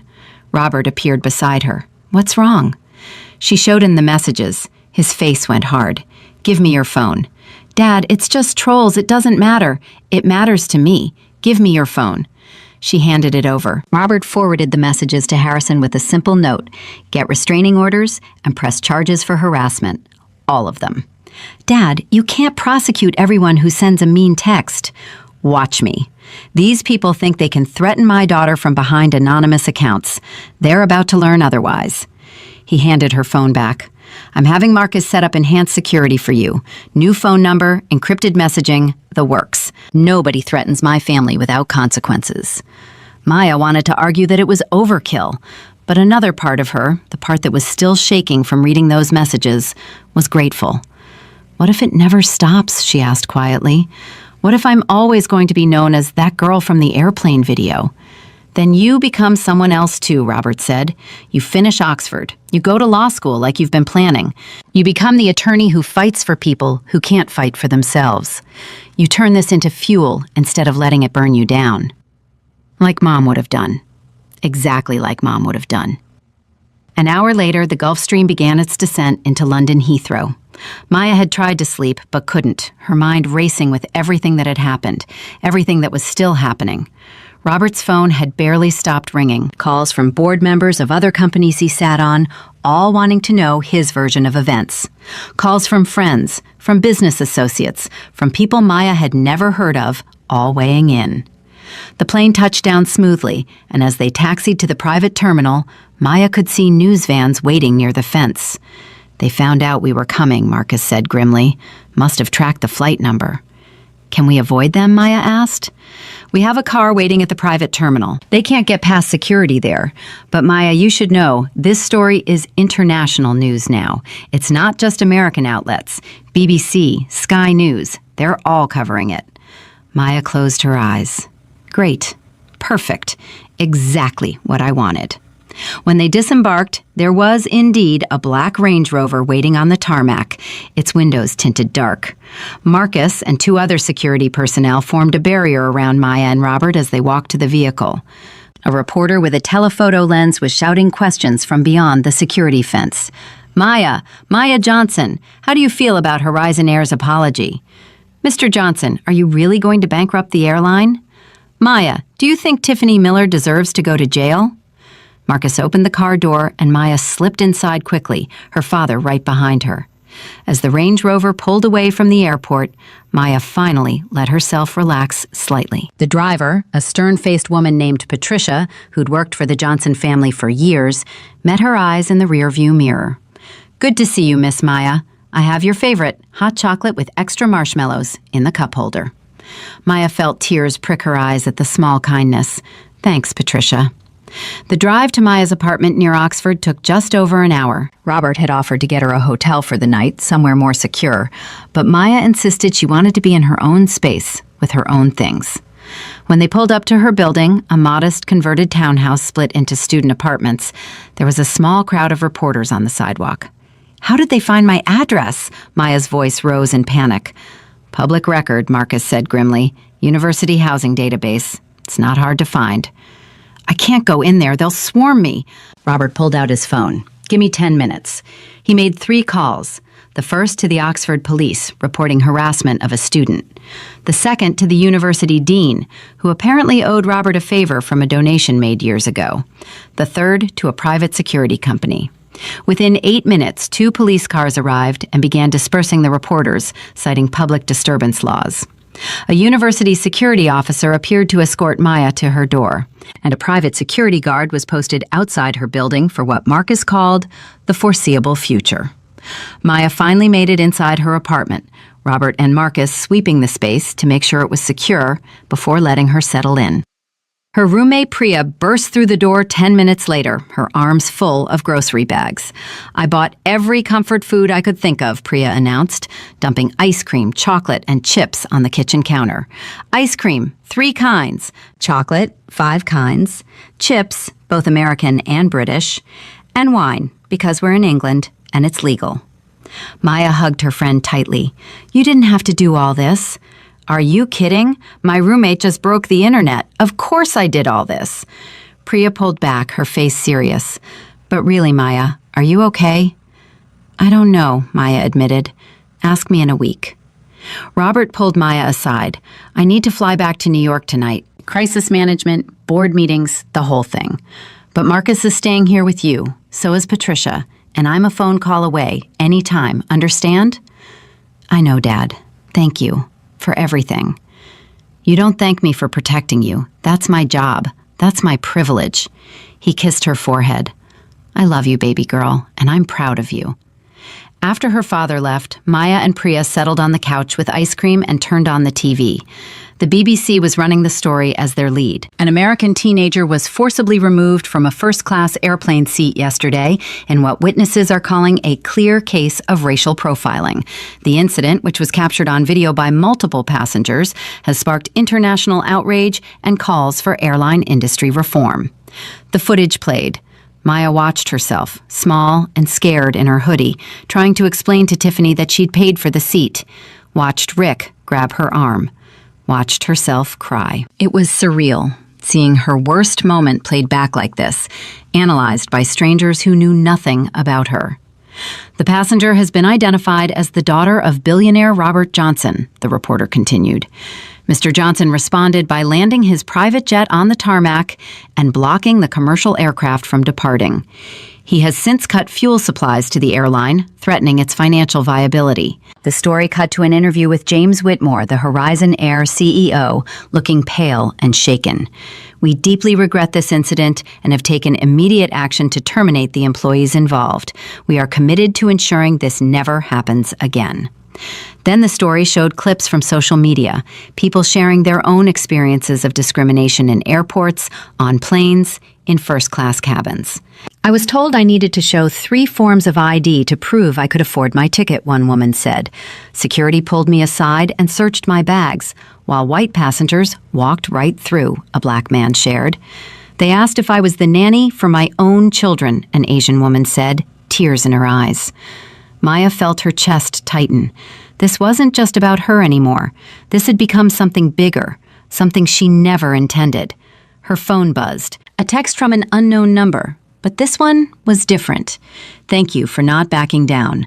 My daughter is 10. I want her to grow up in a world where she doesn't have to prove she belongs everywhere she goes. You're helping create that world. Thank you." Maya showed the text to Priya, who squeezed her hand. "See? You did something good today, even if it doesn't feel like it." But Maya wasn't sure. She felt tired, scared, and exposed. She felt like her privacy had been ripped away, like she'd lost control of her own story. Her phone buzzed again. This time, it was Harrison Thorne. "Maya, I need to inform you of something. Catherine Vanderbilt has filed a defamation lawsuit against you and your father, claiming you ruined her reputation and destroyed her marriage. She's asking for $50 million in damages." Maya's ice cream slipped from her hand, splattering across the floor. "She's suing me?" Her voice came out as a whisper. "After everything she did, she's suing me?" "It's a nuisance suit," Harrison said calmly. "It'll get thrown out in the first hearing. But I wanted you to know before you saw it on the news." "This is never going to end, is it?" Maya asked. "This is going to follow me forever." "For a while, yes," Harrison said honestly. "But Maya, you're on the right side of this. Truth is on your side. Justice is on your side. That matters." After she hung up, Maya sat on her couch surrounded by melting ice cream and concerned friends, and wondered if standing up for herself had been worth it. Her phone buzzed one more time. Her father. "Just heard about Catherine's lawsuit. Don't worry about it. I'm going to destroy her in court and enjoy every second of it. Love you. Get some sleep." Despite everything, Maya smiled. Maybe, Just maybe, this would be worth it after all. Maya didn't sleep that night. Every time she closed her eyes, she saw Tiffany's sneer, felt Rick's fingers digging into her arm, heard Catherine's voice calling her trash. By 3 a.m, she gave up and sat at her desk, staring at her laptop screen. The emails had started arriving around midnight, hundreds of them. Her Oxford email account, which she'd foolishly thought was private, had somehow been discovered and shared across social media. Most of the emails were supportive, people sharing their own stories, thanking her for speaking up, calling her brave. But scattered among them were the other kind, the threats, the slurs, the detailed descriptions of violence people wanted to inflict on her for being entitled, for being privileged, for daring to make a scene over something as trivial as a seat. You should be grateful they even let you on the plane, one email read. Your kind used to have to sit in the back of the bus. Now you're crying because you can't have the front row? Pathetic. Maya's hands shook as she read it. She wanted to close the laptop, to pretend she hadn't seen it. But something made her keep reading. She needed to understand the depth of the hatred, needed to know what she was facing. Another email, this one with an attachment. She almost didn't open it, but curiosity won. It was a photoshopped image of her face on a wanted poster with the caption, "Spoiled brat who ruins lives for attention." She slammed the laptop closed and stood up, pacing her small bedroom. Her phone buzzed on the nightstand. A text from her father, sent at 3:15 a.m, New York time. "Can't sleep either. Want to talk?" She called him immediately. "Hey, baby girl." Robert's voice was tired but warm. "How bad is it?" "Pretty bad. Someone found my school email. I've gotten about 300 messages in the last 5 hours. Most are nice, but the ones that aren't are really creative with their hatred. Send them all to Harrison, every single one. We're building a case for ongoing harassment."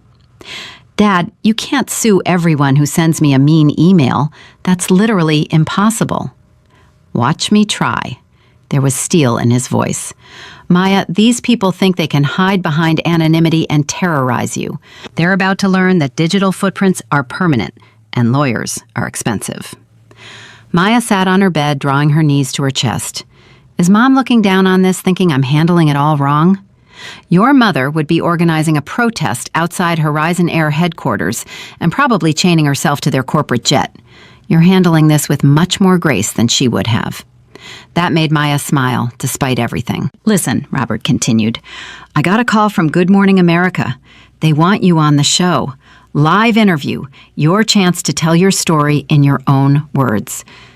"Absolutely not." "Hear me out. Right now, other people are controlling the narrative. Horizon Air is spinning this as an unfortunate misunderstanding. Catherine Vanderbilt is giving interviews claiming she's the victim. Tiffany Miller's lawyer released a statement saying she was just doing her job. You need to take back your voice. I don't want to be famous. I don't want to be the face of airline discrimination. I just want to finish my degree and move on with my life." "I know, but that's not an option anymore. The story is out there. You can either shape it or let other people shape it for you." Maya pressed her palms against her eyes. "I need to think about it." "Take your time. But Maya, they're going to keep defining you until you define yourself." After they hung up, Maya opened her laptop again. This time, she went to YouTube, where someone had compiled every video from the incident into one 15-minute timeline. She forced herself to watch. It started with her approaching the gate, Patricia, the gate agent, dismissing her.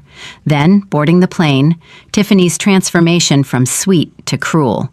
The confrontation, Catherine's arrival, the escalation, Rick grabbing her, the whole horrible progression. The video had 12 million views. 12 million people had watched her worst moment. The comments section was a war zone. This is what systemic racism looks like. It's not always burning crosses. Sometimes it's a flight attendant who assumes a black girl can't afford first class. She's acting entitled because her daddy has money. This has nothing to do with race and everything to do with her being a spoiled brat.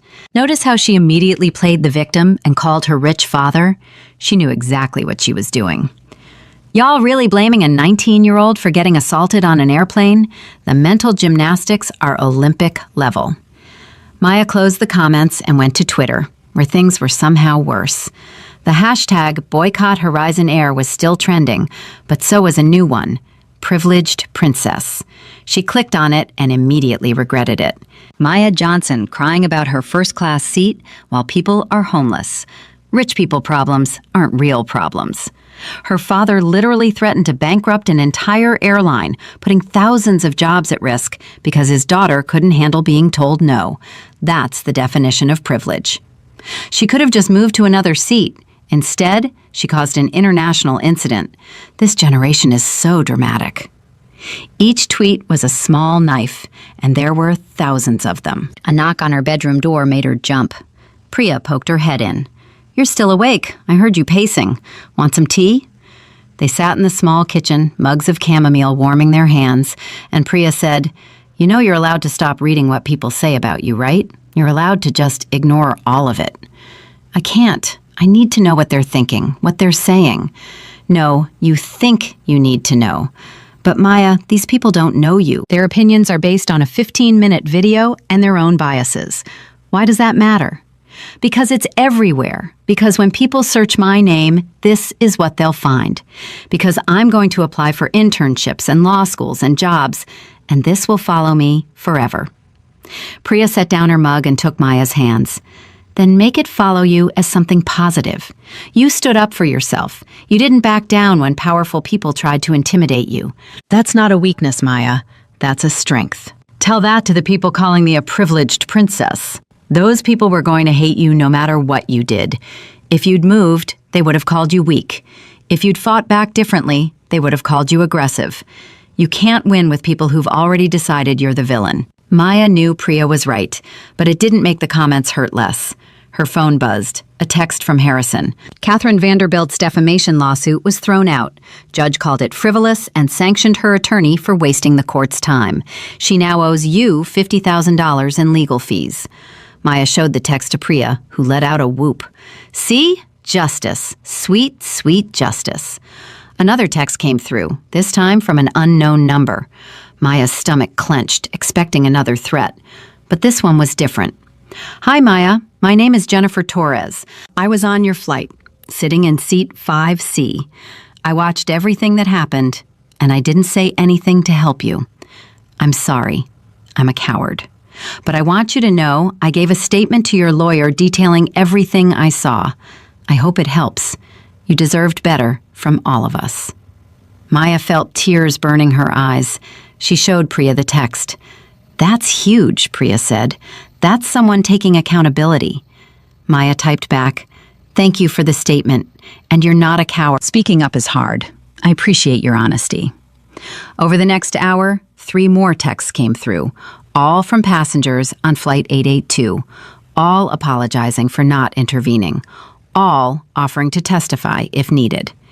Mr. Henderson, the businessman from seat 2A, sent a particularly detailed message.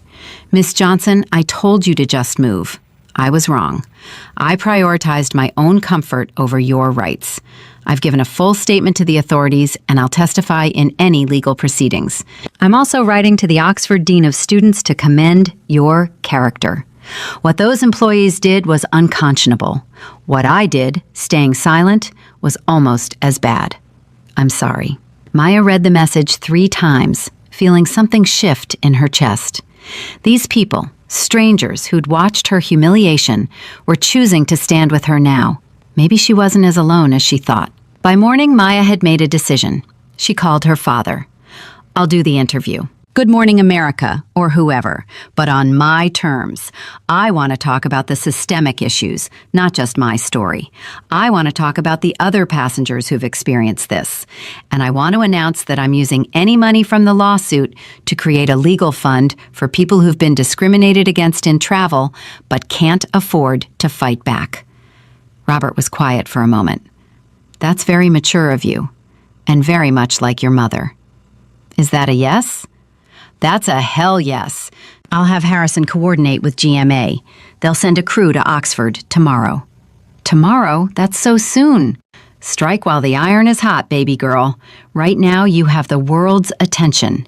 Use it. After hanging up, Maya spent the day preparing. She wrote notes about what she wanted to say, practiced answers to questions she anticipated. Priya helped her pick out an outfit, something professional but approachable. You need to look like yourself, Priya said, holding up a blue blazer. Not like you're trying to be someone you're not. Authentic Maya. The girl who volunteers at legal clinics and stays up until 3 helping me with my economics homework. Marcus arrived that evening to discuss security for the interview. The shoot will be at the University Library, neutral territory. We'll have 3 security personnel positioned around the perimeter. No one gets close to you except the interviewer and the camera crew, all of whom will be vetted. This feels like overkill, Maya said. You've received 47 credible threats in the last 36 hours, Marcus said bluntly. This is not overkill. This is barely adequate. Maya's blood ran cold. 47? Your father didn't want you to know the full number. But yes, most are just keyboard warriors who won't do anything. But it only takes one who will, so we're being careful. That night, Maya couldn't eat. Her stomach was in knots thinking about the interview, about what she'd say, about how the world would respond. Priya ordered pizza anyway and forced her to eat at least 2 slices. You need energy. Tomorrow you're going to tell 12 million people that you refuse to be invisible. That requires calories. At 10 o'clock, Harrison called with news. The class action lawsuit now has 43 plaintiffs, 43 people who've been discriminated against on Horizon Air flights in the past 3 years. We have documentation for all of it. This is going to be the biggest airline discrimination case since the 1990s. That many people? Maya felt sick. This has been happening to that many people and nobody did anything? They did what most people do when institutions hurt them. They complained quietly, got ignored, and moved on with their lives. You're the first person who had the resources and the platform to fight back effectively. That's why this matters, Maya. You're not just fighting for yourself. After the call ended, Maya sat at her desk and opened her laptop one more time. She went back to YouTube, back to the video, but this time she didn't read the comments. Instead, she watched herself. Really watched. She saw a scared 19-year-old trying to remain calm in the face of injustice. She saw someone who could have screamed, could have made a scene, but instead tried to reason with people who refused to listen. She saw someone who only called for help when she was being physically assaulted. And for the first time, she felt proud of that girl in the hoodie. The next morning dawned gray and drizzly, typical English weather. The Good Morning America crew arrived at 9, professional and efficient. The interviewer was Robin Roberts, which Maya took as a good sign. Robin had a reputation for tough but fair interviews. They set up in one of Oxford's oldest libraries, surrounded by centuries-old books and Gothic architecture. Maya sat in a leather chair across from Robin, her hands folded in her lap to hide their shaking. "We're live in 30 seconds, a producer called out. Marcus stood just off camera, his presence reassuring. Robin leaned forward and spoke quietly, just for Maya. "I've watched the video a dozen times. What happened to you was wrong. Just tell the truth and you'll be fine." Then the cameras were on, and Robin's professional smile was in place. We're here at Oxford University with Maya Johnson, the 19-year-old at the center of what many are calling the airline discrimination incident that sparked international outrage. Maya, thank you for talking with us. "Thank you for having me," Maya said, and was relieved. Her voice came out steady. "Let's start with what happened. In your own words, take us through that day." Maya took a breath and began. She described arriving at the airport, the gate agent's dismissal, boarding the plane, Tiffany's transformation, Catherine's demands. She didn't dramatize, she didn't embellish, she just told the truth. When she got to the part about Rick grabbing her arm, her voice wavered slightly. "I cried out because it hurt. He was a large man and I'm small. And I was scared. I've never been physically removed from anywhere. I kept thinking, what if they actually arrest me? What if I end up in jail because I wouldn't give up a seat I paid for?" "Your father's response was dramatic," Robin said carefully, landing his private jet, blocking the commercial aircraft, cutting fuel supplies. Some people have criticized that as an overreaction. What do you say to that? Maya had prepared for this question. My father is protective, and I understand why people might see his response as extreme. But here's what I'd ask those people. What would you do if someone assaulted your child? If someone put bruises on your daughter's arm and humiliated her in front of 50 people? Would you just accept an apology and move on? Or would you demand accountability? But threatening an entire airline, potentially costing thousands of jobs, he didn't threaten the airline. He gave them a choice. Change your discriminatory practices or lose a fuel supplier. They chose to change. That's not a threat. That's consequences for bad behavior. Robin nodded, clearly impressed with the answer. You've announced you're creating a legal fund for people who've experienced discrimination in travel. Tell us about that. The only reason I could fight back is because my father has resources. Money for lawyers, money for security, the ability to make phone calls that get answered. But most people who experience what I experienced don't have those resources. They get humiliated, they get hurt, and they have no recourse. This fund will provide legal representation for anyone who's been discriminated against in airports, on planes, in travel spaces. Because everyone deserves to travel with dignity, not just people who can afford expensive lawyers. That's a powerful mission. How much are you funding it with? Any money I receive from the lawsuit against Horizon Air will go directly into the fund. My attorney estimates that could be anywhere from $5 to $20 million. Robin's eyebrows rose. That's significant. And you're giving it all away? I don't want profit from my pain. I want change. If my experience can help other people fight back, then maybe it was worth it. You've received death threats, harassment, been called privileged and entitled on social media. How do you respond to people who say you're making this about race, when it's really about you being a spoiled rich kid who couldn't handle being told no? Maya felt anger flash through her, but kept her voice level. I'd ask those people a simple question.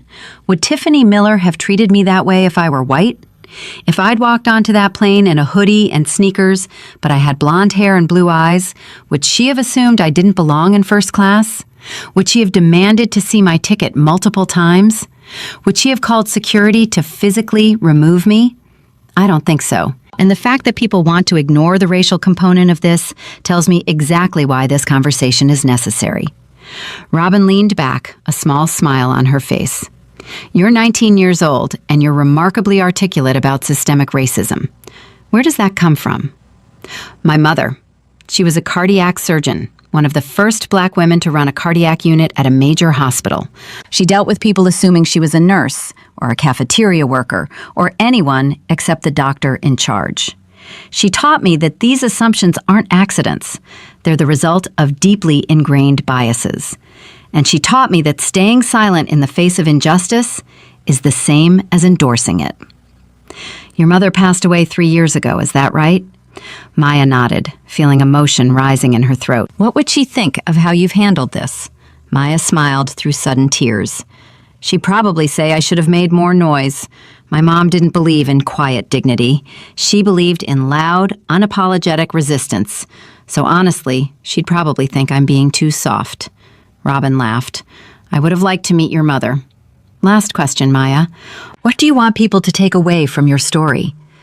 Maya looked directly at the camera, thinking of all the people watching, all the people who'd sent her hate, all the people who'd sent her support, all the people fighting their own battles against discrimination.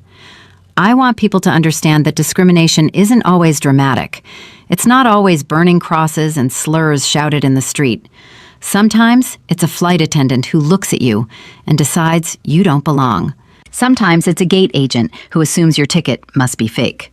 Sometimes it's 1,000 small moments where people make you feel like you're taking up space you haven't earned. And I want people to know that you don't have to accept it.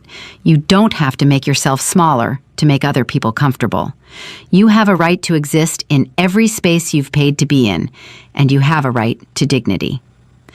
The interview wrapped, and the crew began packing up their equipment. Robin approached Maya privately. That was one of the best interviews I've done in years. You're going to change a lot of minds today. Or make a lot of people angrier, Maya said. Probably both. But that's how change happens. It's messy and uncomfortable, and it makes people angry. But you keep pushing anyway.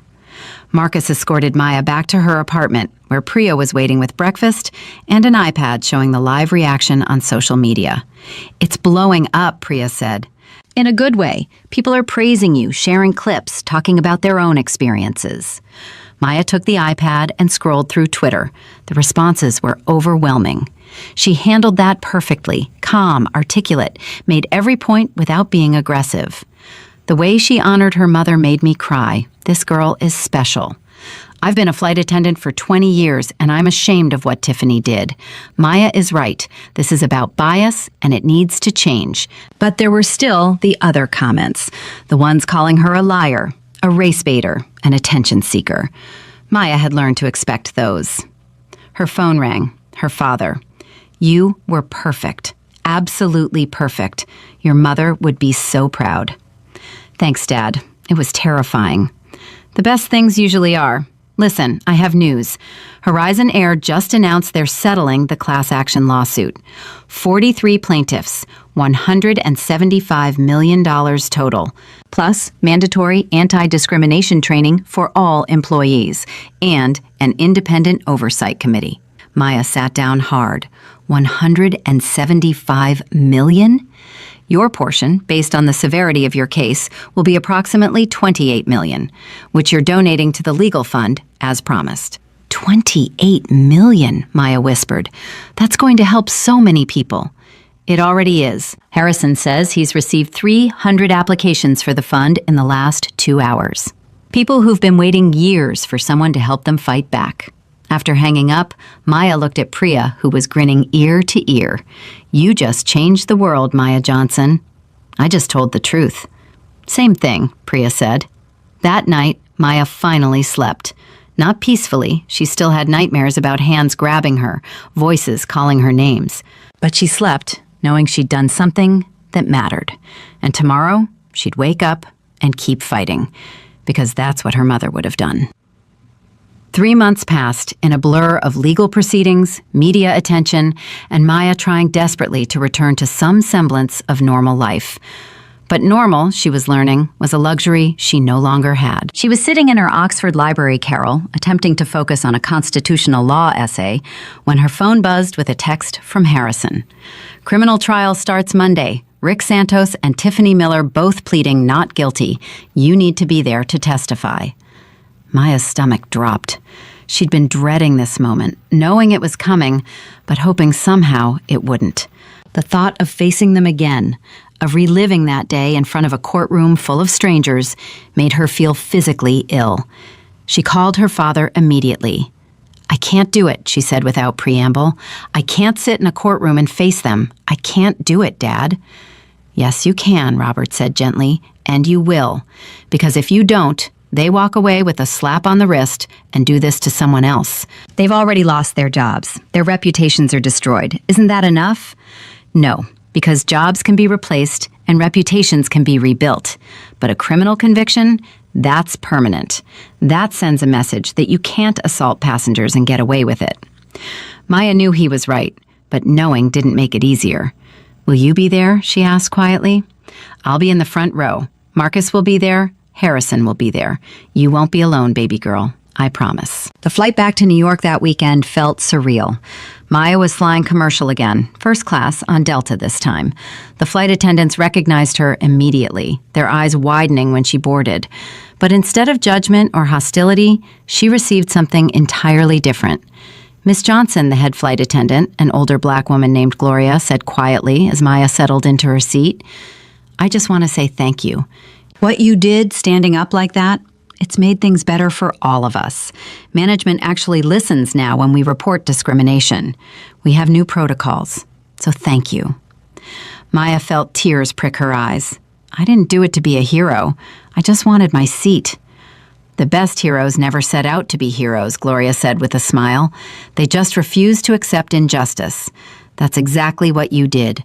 The flight was smooth, uneventful, and when Maya deplaned at JFK, her father was waiting at the gate with open arms. "Ready for this?" he asked. "No, but I'm doing it anyway." They drove to the courthouse early Monday morning, and Maya was shocked by the crowd. News vans lined the street, reporters jostling for position behind police barricades. A group of protesters held signs reading, "Justice for Maya," and "Airlines aren't above the law." But there was also a smaller counter-protest group with signs that made Maya's blood run cold. "Spoiled rich girl ruins lives," and "Tiffany Miller is the real victim." Marcus hustled Maya through a side entrance, avoiding the crowds, but she'd seen enough. Inside the courtroom, Maya sat in the witness waiting room, her hands clenched together to stop their shaking. Harrison sat beside her, reviewing her testimony. "Just tell the truth," he said for the 100th time. "Don't embellish, don't minimize, just describe what happened in your own words." "What if I freeze? What if I start crying?" "Then you freeze and cry. The jury needs to see the real impact of what they did. You're not performing, Maya. You're testifying." When her name was called, Maya stood on legs that felt like water. Her father squeezed her hand as she passed. "You've got this," he whispered. The courtroom was packed. Maya saw journalists with notepads, sketch artists, and a sea of unfamiliar faces. And there, at the defense table, sat Tiffany Miller and Rick Santos, both in conservative suits, both looking significantly less confident than they had on that airplane. Tiffany's eyes met Maya's for just a second, and Maya saw something there. Fear. Regret, maybe. Or maybe just fear of consequences. Rick wouldn't look at her at all. Maya was sworn in and took her seat in the witness box.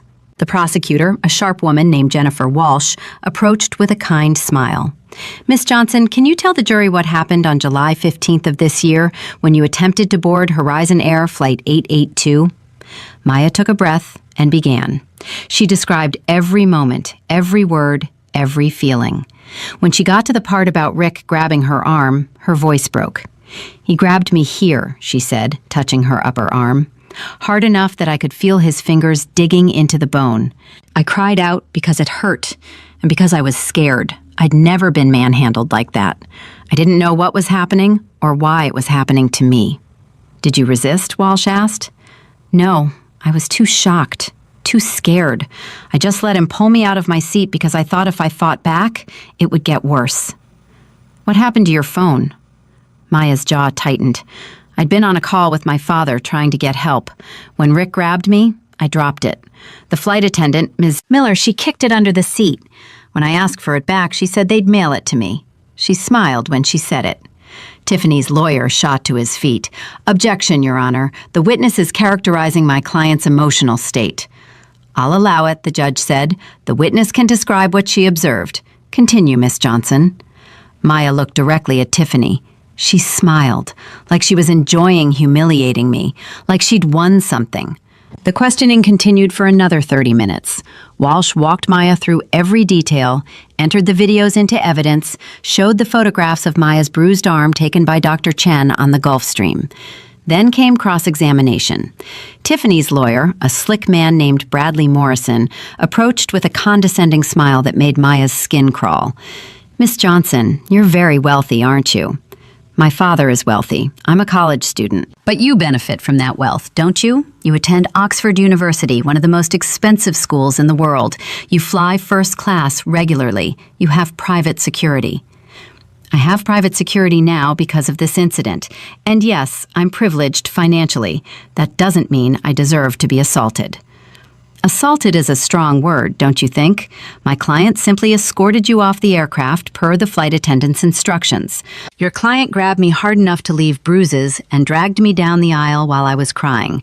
If that's not assault, what is?" Morrison's smile faltered slightly. "You called your father immediately when things didn't go your way, didn't you?" "I called my father when a flight attendant stole my phone and had me physically removed from a seat I'd paid for. Yes, and your father responded by essentially holding an entire airport hostage, didn't he? Landing his private jet illegally, blocking aircraft, threatening to bankrupt an airline?" Harrison stood up. "Objection, relevance. Mr. Johnson's actions are not on trial here." "Sustained," the judge said. "Move on, Mr. Morrison."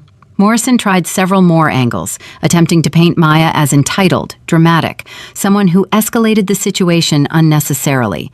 But every answer Maya gave was calm, factual, and devastatingly credible.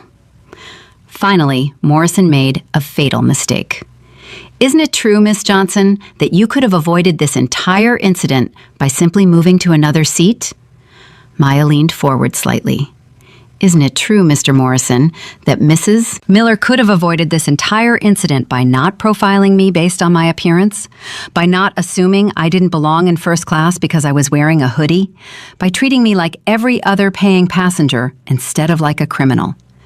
The courtroom went silent. Even Morrison seemed at a loss for words. "No further questions," he muttered, returning to his seat.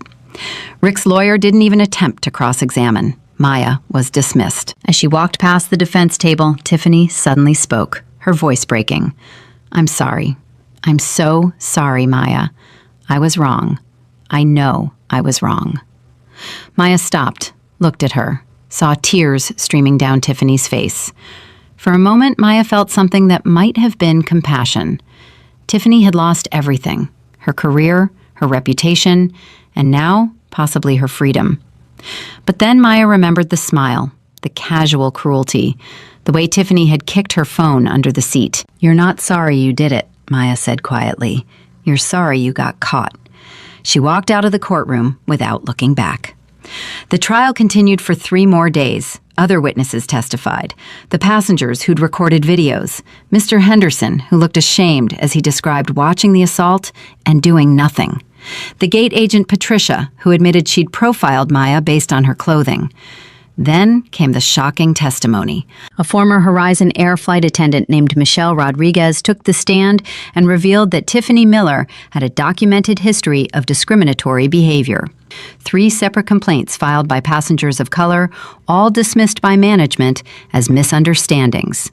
The company protected her, Michelle said, her voice shaking with anger. "We all knew Tiffany had issues with black passengers, with Latino passengers, with anyone who didn't look like her ideal of first class. But she was good at her job otherwise, so they looked the other way." "Why are you coming forward now?" Walsh asked.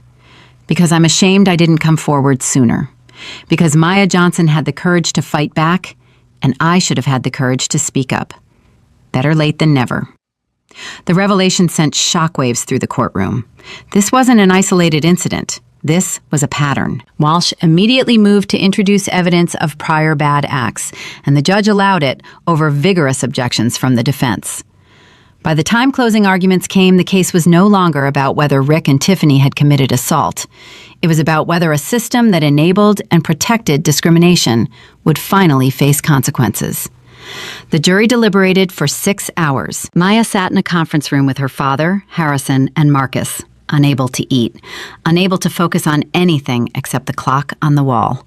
"What if they're acquitted?" she asked. "What if the jury decides I was overreacting?" "Then we appeal," Robert said firmly, "and we keep fighting until we get justice." But Maya couldn't shake the fear that all of this, the testimony, the media attention, the exposure of her worst moment, would be for nothing. Finally, at 4:30 in the afternoon, the jury sent word they'd reached a verdict. The courtroom filled quickly. Maya sat in the front row, her father's hand gripping hers so tightly it almost hurt. The jury filed in, their faces unreadable. "Has the jury reached a verdict?" the judge asked. "We have, Your Honor." Maya's heart hammered against her ribs so hard she thought it might burst through her chest. "On the charge of assault and battery against defendant Richard Santos, how do you find?" "Guilty, Your Honor." Maya felt her knees go weak even though she was sitting down. "On the charge of theft and conspiracy to commit assault against defendant Tiffany Miller, how do you find?" "Guilty, Your Honor." The courtroom erupted. Reporters rushed out to file stories. Tiffany Miller collapsed in her chair, sobbing. Rick Santos sat frozen, his face gray. Maya just breathed, in and out. In and out. Justice. Finally, justice. Sentencing came 2 weeks later. Rick Santos received 6 months in jail, 2 years probation, and 500 hours of community service. Tiffany Miller received 4 months in jail, 2 years probation, and was ordered to complete anti-bias training and speak at airline industry conferences about the consequences of discrimination. But the real victory came in the judge's statement. This case represents a turning point, Judge Patricia Morrison said, her voice carrying through the silent courtroom. For too long, we've treated discrimination in public accommodations as a minor inconvenience rather than the civil rights violation it is. Ms. Johnson's courage in standing up for herself has exposed systematic failures in how we train, supervise, and hold accountable those who serve the public. Let this verdict send a clear message. Discrimination will not be tolerated, and those who engage in it will face real consequences. Maya cried then, not tears of sadness, but of relief so profound it felt like something breaking open inside her chest. Outside the courthouse, reporters swarmed. But this time, Maya was ready. She stood at the microphone with her father beside her, Marcus and Harrison flanking her, and she spoke with a voice that didn't shake. This verdict isn't just about me. It's about the 43 other plaintiffs in the class action lawsuit. It's about every person of color who's been told they don't belong in spaces they've paid to be in. It's about changing a system that's been broken for far too long. "What's next for you, Maya?" a reporter called out. "I'm going back to Oxford to finish my degree, then law school. I'm going to spend my career fighting for people who can't fight for themselves. Because everyone deserves dignity, everyone deserves justice, and everyone deserves to travel without fear of being profiled or assaulted."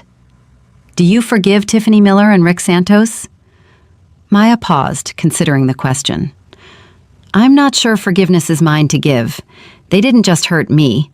They hurt everyone who's ever been made to feel less than because of how they look. But I hope they learn from this. I hope they become better people. And I hope this never happens to anyone else."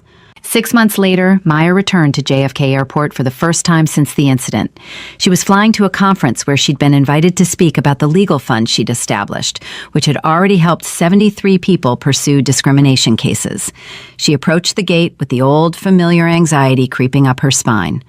But this time was different. The gate agent, a young South Asian woman, looked up and smiled warmly. "Miss Johnson, welcome. Your seat is ready in first class, and I just want to say, thank you. My cousin was discriminated against on a flight last year, and your legal fund helped her fight back. You're changing lives." Maya felt tears prick her eyes, just trying to make things better. She boarded the plane, and the flight attendant greeting passengers stopped mid-sentence when she saw Maya. It was Gloria, the flight attendant from her Delta flight months ago. "Maya," Gloria said warmly, "I transferred to this route specifically hoping to serve you one day. Welcome aboard." Maya settled into seat 1A, the same seat that had started everything. But this time, there was no hostility, no judgment, just respect. As the plane pushed back from the gate, Maya looked out the window at the tarmac below.